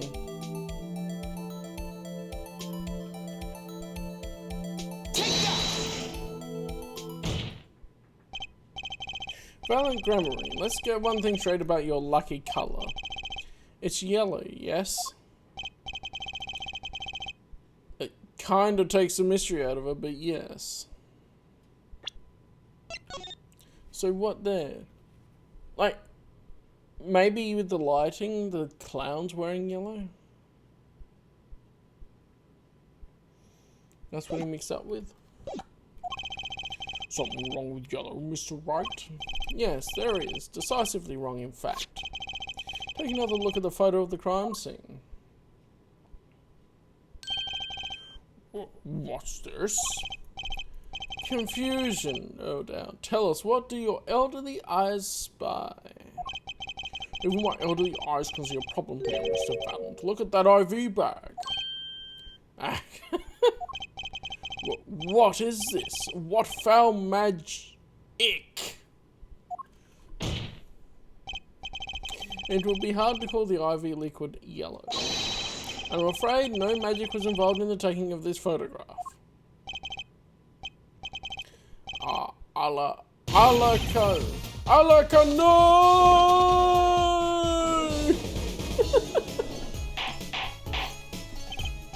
Order! What does this mean? Objection! Is this some kind of mistake? Yes, Prosecutor Gavin. Your witness's mistake.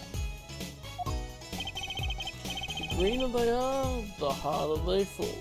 Damn, Phoenix, I'm coming up with all the confident one-liners now. He's definitely not sweating as much as he used to. I suppose there's no substitute for experience. But Valent Grammary, as you reminded us several times, your lucky colour is yellow, but the IV bag clearly is not. And even this picture of the IV bag, this does not tell me 10 minutes. 1, 2, 3, 4. So if I'm going to divide 30 by 4, it's 7.5 minutes. So that would be 7.5 minutes if that top section was filled up. But they never do, because the measurements are accurate up to where the marks are. Anyway, maybe I'm overthinking that part. I'll just take them at their word for it. Well, Well, this contradiction can mean only one thing. Objection! And to think, you almost had me. I see your true colors now, Ace Attorney, Phoenix, right? Something you'd like to tell us, Prosecutor Gavin? As far as this court can tell, the witness's testimony does contradict the evidence. Ah, yes. A contradiction. One that I shall be pleased to hand right back to Mr. Wright. Well, how do you mean? Oh, because the witness has made no mistakes. I agree, at a glance the IV liquid does appear sort of greenish yellow. But I assure you the liquid itself is quite yellow. Yellow liquid? How can you say that? As far as I can tell from this photo, it's green. Yes, but what color is the IV bag itself? The bag? You mean the plastic bag on the hook? It looks like I want to say light blue. Precisely. You figured it out yet? Put a yellow liquid in a blue bag and you get green. This, incidentally, is the liquid's true color. I see. Your explanation does have the ring of truth to it. Objection! As I thought. There's no substitute for experience, Prosecutor Gavin. What? You may tell a good tale, but you've just proven something rather grave for you, that is. Grave? The liquid in the IV is yellow, yes. But how did this witness know that? It's quite unnatural when you think about it. You did think about it, didn't you? Ah, ugh. Your Honour, the defence requests an explanation from the witness. At the scene of the crime, the IV liquid appears to be green. So let me ask, how did the witness know the IV liquid was actually yellow? Alakazam!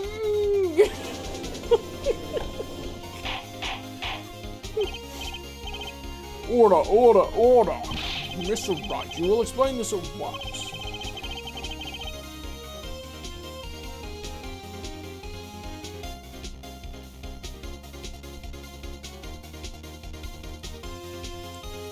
The witness clearly knew the colour of the IV liquid, so I'm sure it means something, but what? I can think of only one possibility, Your Honour. The witness, Valen Grammary, testified that the IV liquid was yellow because he'd seen it before. From the facts before us, the answer is clear.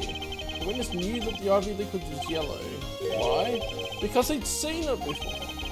But not inside the blue bag we see in the photo. He saw the liquid by itself in a clear, colourless bag. I suppose you would have had to, but I'm still not clear as to what all this means. Okay. So yeah, I was thinking that he saw it come out of the end of the needle a bit as he took it out of the arm of the suspect. Because that's still a possibility. They haven't ruled out that the killer could have removed the IV drip. Or Zach removed the IV drip as part of an agreement with Magnifi when they talked.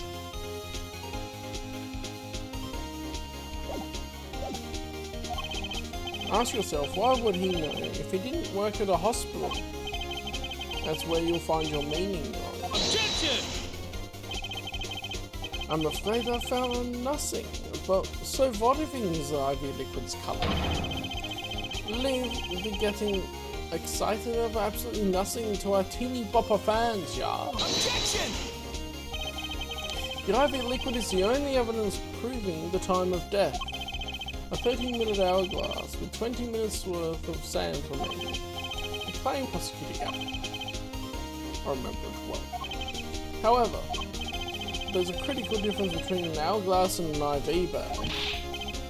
Right, I know! No glass uses sand, but an IV bag uses liquid. I'm right, right? Oh, he topped up the IV bag. Sneaky son of a bitch. As much as it pains me to say this, Your Honor, no. Unlike the sands through an hourglass, IV liquid enters a patient's body, at which point, like magic, it disappears. However, what if the amount of the IV liquid had increased? You couldn't tell, could you? After all, there's no way of knowing how much went in. Objection! Let me get this straight, half right. You're saying the witness watered down the victim's IV bag? Not with water, but with IV liquid. That's how you knew the IV liquid was yellow. No, wait, I said wait! How might an amateur such as myself essay to perform such a task? Objection! I'm an amateur too, but I can pour water into a cup. Objection! I'm afraid there's quite a big difference between a cup and an IV bag. Quite. Can you prove a witness is capable of such a feat? There's a point, amateurs. I at least would have some difficulty pouring IV liquid into that bag. You don't need to be an expert to see the look on the witness's face. He added liquid to that IV to throw off the time of death. I tire of these fairy tales lacking evidence. Well, Mr. Wright, any solid evidence that brings back down to earth, valiant grammar. I'm afraid your magic won't serve you well in the life of crime. I'm gonna make sure to do a save so I don't have to go through everything again. If I fail. Might I ask what you're strongly suggesting? Magic relies on props, and props become evidence. Our witness was certainly able to increase the amount of IV liquid in the bag. All he had to do was work a little magic, and the prop was... the syringe! Because it was cleaned. Yes! The victim's syringe. It's a perfect prop for the magically increasing IV trick. And easy enough for an amateur to use. Objection! What kind of evidence is that? The syringe was clean, not a trace of liquid in it. Objection! Exactly. And don't you find that odd, Prosecutor Gavin? What? The victim had the syringe to administer his insulin shots. There should have been traces of insulin left inside. Well, Valen Grammary, as you pointed out yourself, the IV liquid makes a perfect plot. One that you can manipulate at will. Alakazar! Yeah, it's sus as all get out.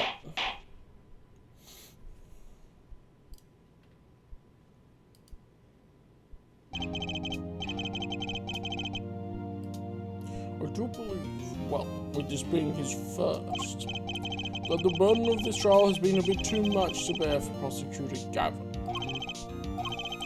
I'm afraid that while there is a doubt as to the amount of IV liquid in that bag, the time of death cannot be proven, and that brings our trial to a close for today. Well, maybe I can squeeze an extra day out of this. I can do a little much-needed investigation work. I see there are no objections. Court is adjourned.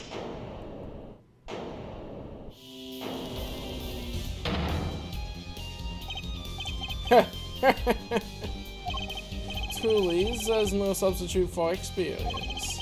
Nothing blinds one to the truth so effectively. Avert to the wise. Underestimate the young, and they'll sweep your feet out from under you in a way you never, ever expected. You see, I know exactly what you're thinking. What's he talking about? He says the witness used a syringe to manipulate the level of the IV bag?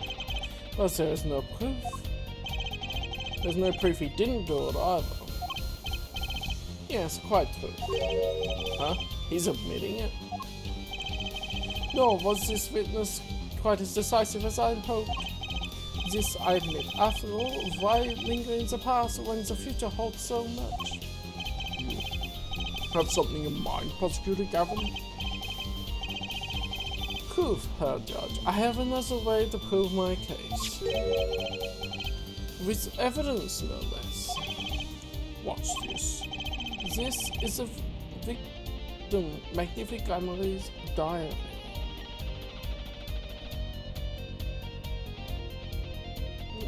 What is this story?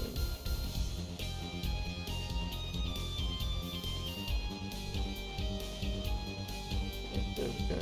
For whatever reason, download on YouTube Music thought that my Wi-Fi was a bloomin' mobile device. Dumb. Anyway. Diary. After going to the hospital, Magnific began writing his memoirs, it seemed. The story of his birth, his startling debut, and of meeting his disciples. Seems he intended for the last chapter to end quite appropriately with his death. Right, that book doesn't say what the reason was, does it? The reason why his disciples couldn't refuse his last request? Sadly, it does not. But what's more important here is on the last page. Apparently, the victim wrote in his journal that night, even after the IV had been begun at 11.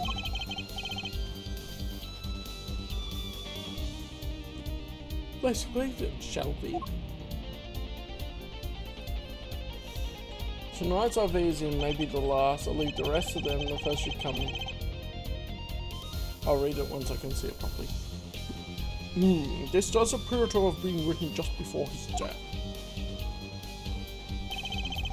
The court accepts this into evidence. This is the diary that's mentioned by Vera Mission.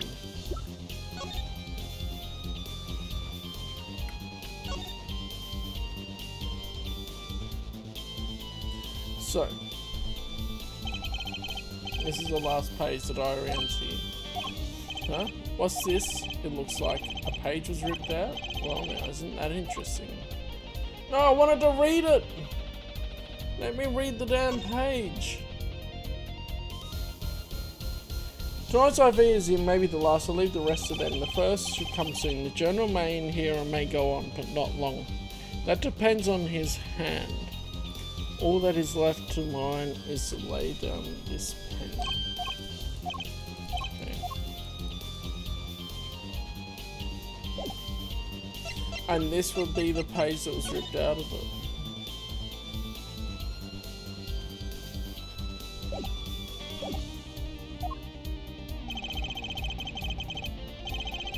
Okay, he's actually reading it. This journal may end here, or it may go on, but not long, as that depends on his hat. Of course, by his, he refers to our defendant, Zach Gremery.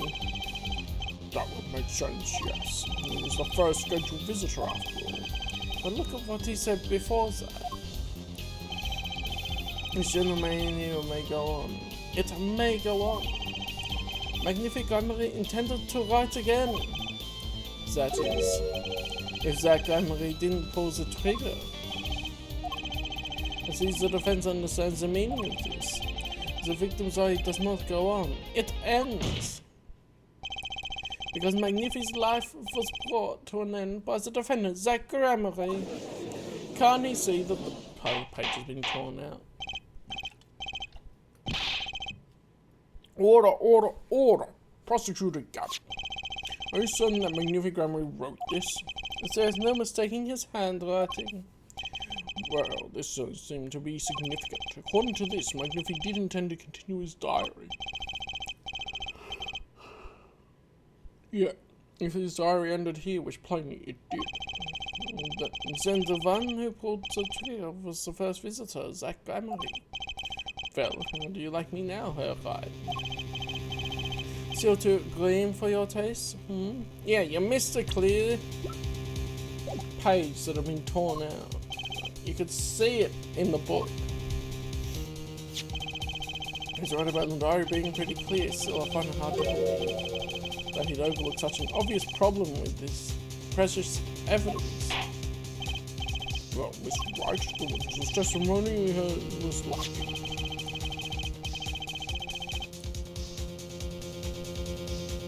But put together with this evidence, it seems quite sufficient for a case. If the diary is accepted like this, the trial's over.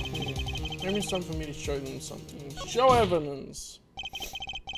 I left with no choice but to show my own evidence. What? You have some evidence that overturns this diary? It's not too late to rethink this and avoid more embarrassment. Very well, please show us your evidence, Mr. Wright. Incidentally, don't even think of showing us this diary I've just shown to the court. Now that we've come this far, I hope you have something a little more decisive. Show us evidence that proves the victim continued writing in his diary. Alright, I'd be happy to. The decisive evidence proving that the diary didn't end with this page is...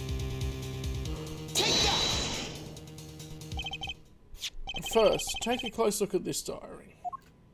We are presenting it first. Note that a page has clearly been ripped out. What's this? I hadn't noticed that at all. That's why we're still here talking about this. As it just so happens, I have here what I believe to be the missing page. I don't believe it! Looking at this page, it's hard to imagine that the first visitor that night shot Magnifique Gravity. That's the defense's position. Wait, let me see that.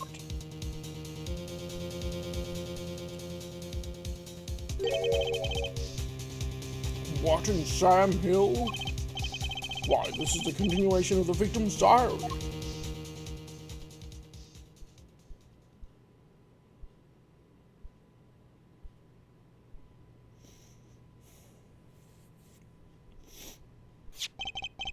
Note the torn edge of the page. It's a perfect match with the torn remains of the last page in Magnifique's diary. Quite remarkable. Would you care to explain what all this means, Herr Attorney? The diary continued after his first visitor came, which means that the victim was still alive after Zach Gramarye left, leaving no one to take his life but the second visitor. Valent Gramarye! We're back with the older soundtrack, boys. No! The handwriting too matches that on the other pages.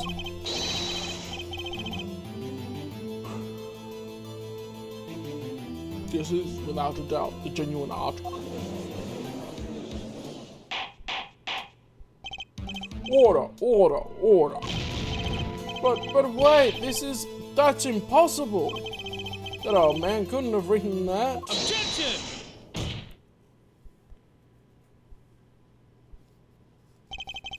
Finally.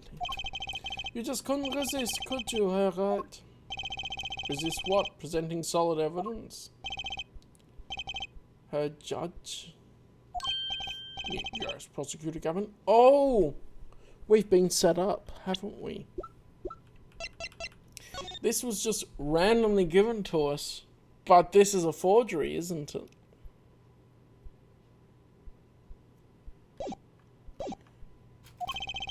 I thought the court put the current cross-examination on hold. The prosecution would like to call a new witness. But Prosecutor Gavin, this evidence overturns the current witnesses. I ask only to put it on hold. Please, my new witness has a very, very important piece of testimony to give. 5 minutes, no more. I promise, Your Honor. I promise, Your Honor. It's better tone. Well, if you put it that way, Mr. Wright, what's your take on this? Well, Your Honor, judging from his enthusiasm, we'll have to hear this new testimony sooner or later anyway. So it might as well be sooner. Then, though this is highly, highly irregular, we will put the current cross-examination on hold. The witness may step down. Now, Prosecutor Gavin, please bring the surprise witness to the courtroom. I had a bad feeling just then. That ripped out page was too obvious. He must have known. And I should have known it was a bad sign all around. It's Dream Mission. Holding trial with no audience is a first, even for me, Prosecutor Gavin. I begged the court's understanding. But I had to make a judiciary deal with the witness to secure his testimony. A judiciary deal? The details of his testimony may have some legal ramifications, shall we say. I thought it best to contain the information to this room. Very well. And you are the witness, I gather? Yes, sir. State your name and occupation for the record. My name's Drew Mission. I'm a painter. A painter? And you're someone related to this case? No, well, not per se. I have one simple question for this witness. Mr. Mission, was it? Do you know what this is? Oh, yeah, I know it well. How's that possible? Have you seen this diary page somewhere before? Oh, yeah, I mean, I made it. You, what? You made it? Yes, you might call it one of my works. The prosecutor's office received a tip-off yesterday. Illegal evidence has been prepared for the trial of Zach Grammar. Illegal evidence? I initiated an investigation and found this witness. A painter to the world at large. Drew Mission has another side, you might say. He is skilled in making perfect reproductions of certain scenes. Forgeries, in other words. For forgeries? And Phoenix just blundered into this one by presenting the forged evidence. Well, so we are to understand that this page here is a fake, prepared by a certain defense attorney. Oh, Javier. We're on to you. Objection! Hold it. I didn't prepare this evidence. Objection! The attorney speaks. Something about this page, I presume, but what is he saying? It makes no sense. After all, it was you who presented this evidence to us, and Phoenix is right. Witness, Mr. Mission, was it? Who requested this forgery? Who was your client? That, I don't know. What? My clients prefer to remain anonymous, even to me. I make the items they want and receive my payment. That's the extent of my contact with them, but hang on. So, going 7 years ahead, Vera's saying she actually saw who hired her. But, there's no proof this is a fake. It's a fake. Huh? To avoid just this sort of problem, I was put a special mark on my works. I can say without a doubt, this is mine.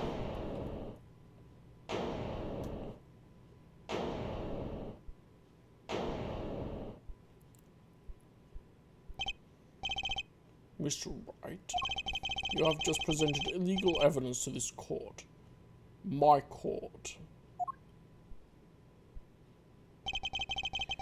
It was careless of me. That's all I can say. Oh boy! I'm here! What's this? I don't know, just got it over there in the hole! But I'm gonna give it to the old boy in the place here with the spiky hair! Yeah, I mean, they used the kid to get the Phoenix. So it was really important! It was all a trap, a fatal trap. Mr. Wright? Yes? You have an explanation for yourself. If I did, would the court hear it? Probably not. Forging evidence is a serious crime. And presenting it in court, a serious mistake. But hang on.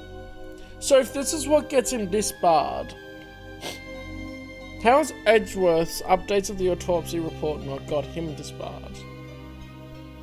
And I guess Von Karma got convicted in the end, so that sort of sorted itself out. A fatal mistake for an attorney. Fatal too, perhaps, for your client, I fear. Tell me, what kind of defendant relies on forged evidence? The answer is quite clear. A guilty one. Objection! Your Honor, wait. I understand that presenting forged evidence in court is a serious crime, but you cannot hold my client responsible for actions I undertook as an individual. I'm sorry, Mr. Wright. Your Honor. And that's a close call, I dare say. If the prosecutor's office hadn't received that hot tip, everything would have gone the way you wanted it to, yeah. I love how this sort of plays on the earlier parts of it being he receives evidence from a random source and just runs with it. And that's what's gotten him screwed over. Even gave you a chance. Too bad you decided not to think before embarrassing yourself. I see no need for further discussion on this matter. Special witness dismissed.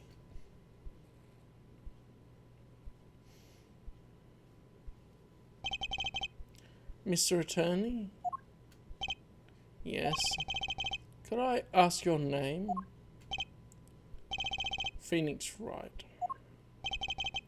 Mr. Wright, I have seen and studied many people, but none like you.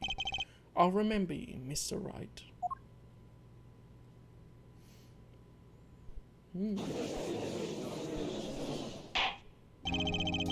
Though I deeply regret having to declare a verdict in this way, this trial is over. You have the right to find a new attorney and make an appeal. However, this court must... Your Honor? Yes, Mr. Zack. There's one thing I wish to make clear. Today, in this courtroom, you cannot declare me guilty. It is impossible. I'm afraid the defendant is quite mistaken. I may certainly have the authority to declare a verdict on me. Except, tell me, how do you plan on announcing your verdict when your defendant does not exist? Doesn't exist? What are you talking about?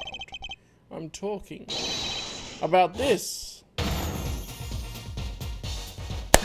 What a mad lad! Mr. Enigma!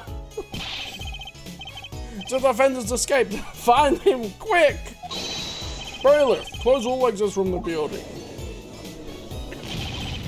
On the double, he must not be allowed to escape. That day, in that courtroom, a miracle occurred. The defendant, Shady Enigma, aka Zack Gramery, did not just escape from court. He literally, unbelievably vanished. Right before the bailiff's eyes. No one ever saw him again. Not since that day. Well, this is the Gramery miracle!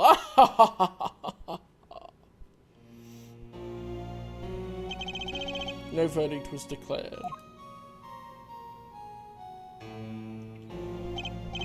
After all, the defendant didn't exist. See how broken the damn system is?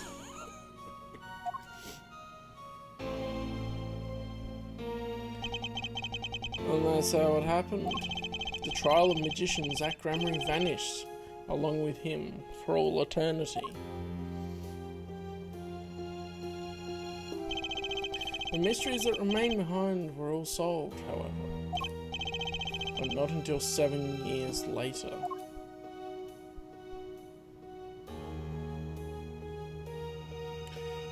Nice.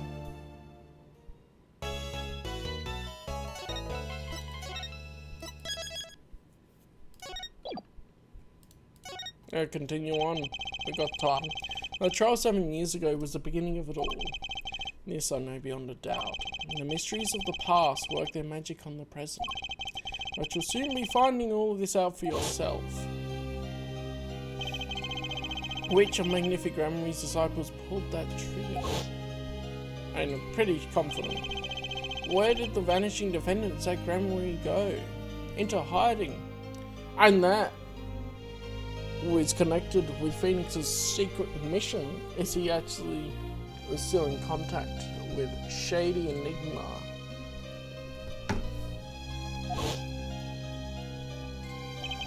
What dark truth lurks behind the forged diary page?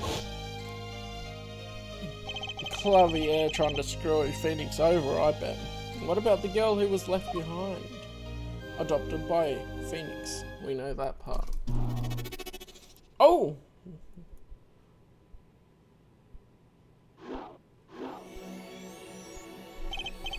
The past left us these 4 keys to unlocking the truth.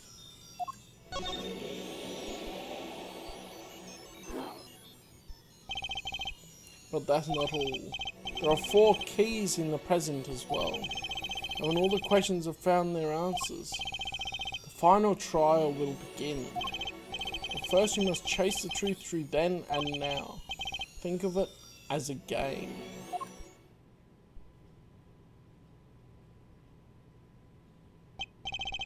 I, Phoenix Wright, will be your guide through this game. Why, he's grown too powerful. He's breaking the 4th wall. Oh my goodness. The terrible trial saw me present forged evidence. It ended half finished when the defendant vanished. What became of me after that? As your investigation proceeds, the answer will become clear. Oh, and one more thing. There is something I must tell you. As Apollo Justice has his bracelet, so too do I have my own weapon of sorts, the Magatama. We know about that. My Magatama, exactly. Exactly. What does it do, you ask? I know what had you see for yourself. So they bring back sort of... Okay, well now, shall we begin? It's cute and neat to jump between the past and present. But let's begin 7 years ago in the past. It was right after my last trial came to an abrupt end. Now that you know the game, let's play. I did not expect him to get all meta on us, let's be honest.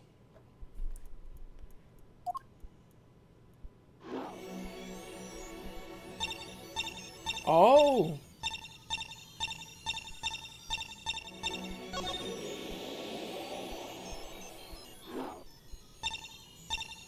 Madness. Oh. This is funny how we have Alan Wake 2, we're playing, which we can switch between characters. And now we're doing the switch between the past and the present thing. In Ace Attorney. Crazy. I did not expect this. This is just... You're like, oh yeah, we've got sort of normal Ace Attorney for most of the game, and now we're just... doing like parallel investigations in the past and present. Damn.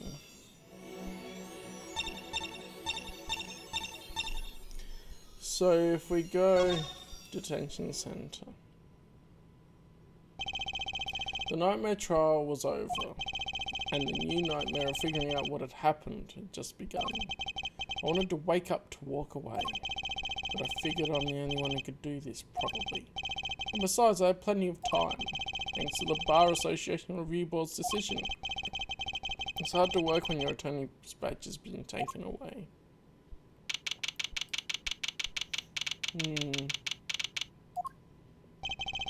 What strange sight doth mine eyes behold? Excuse me. 2 men on either side of a single transparent pane. Yet it seems fickle fate has switched sides, so to speak. The forger of fakes walks freely, while the innocent languishes within these plexiglass confines. Trucy mentioned about him escaping from prison earlier on. Is this when he escapes prison? Like, this time period? There's been no proof that I forged anything. Nor proof that I took the life of my dear mentor. Yet, these chains cannot hold me for long. The sage awaits! And what, may I ask, awaits you? A little piano in a cold little hole in the wall. But since you are here, what shall we discuss? The shooting of magnific gramarye for one. Who pulled that trigger, Valen or his partner Zach? His partner vanished before the answer could be found. If I'm going to get any closer to the truth, this is the place to start.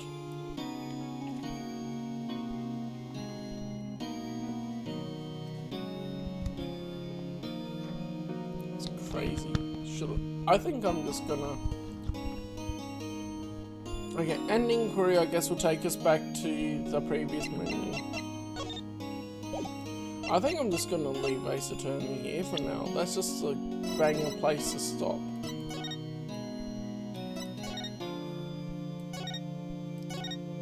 I'll save it here. The Mason system. A mystery across time.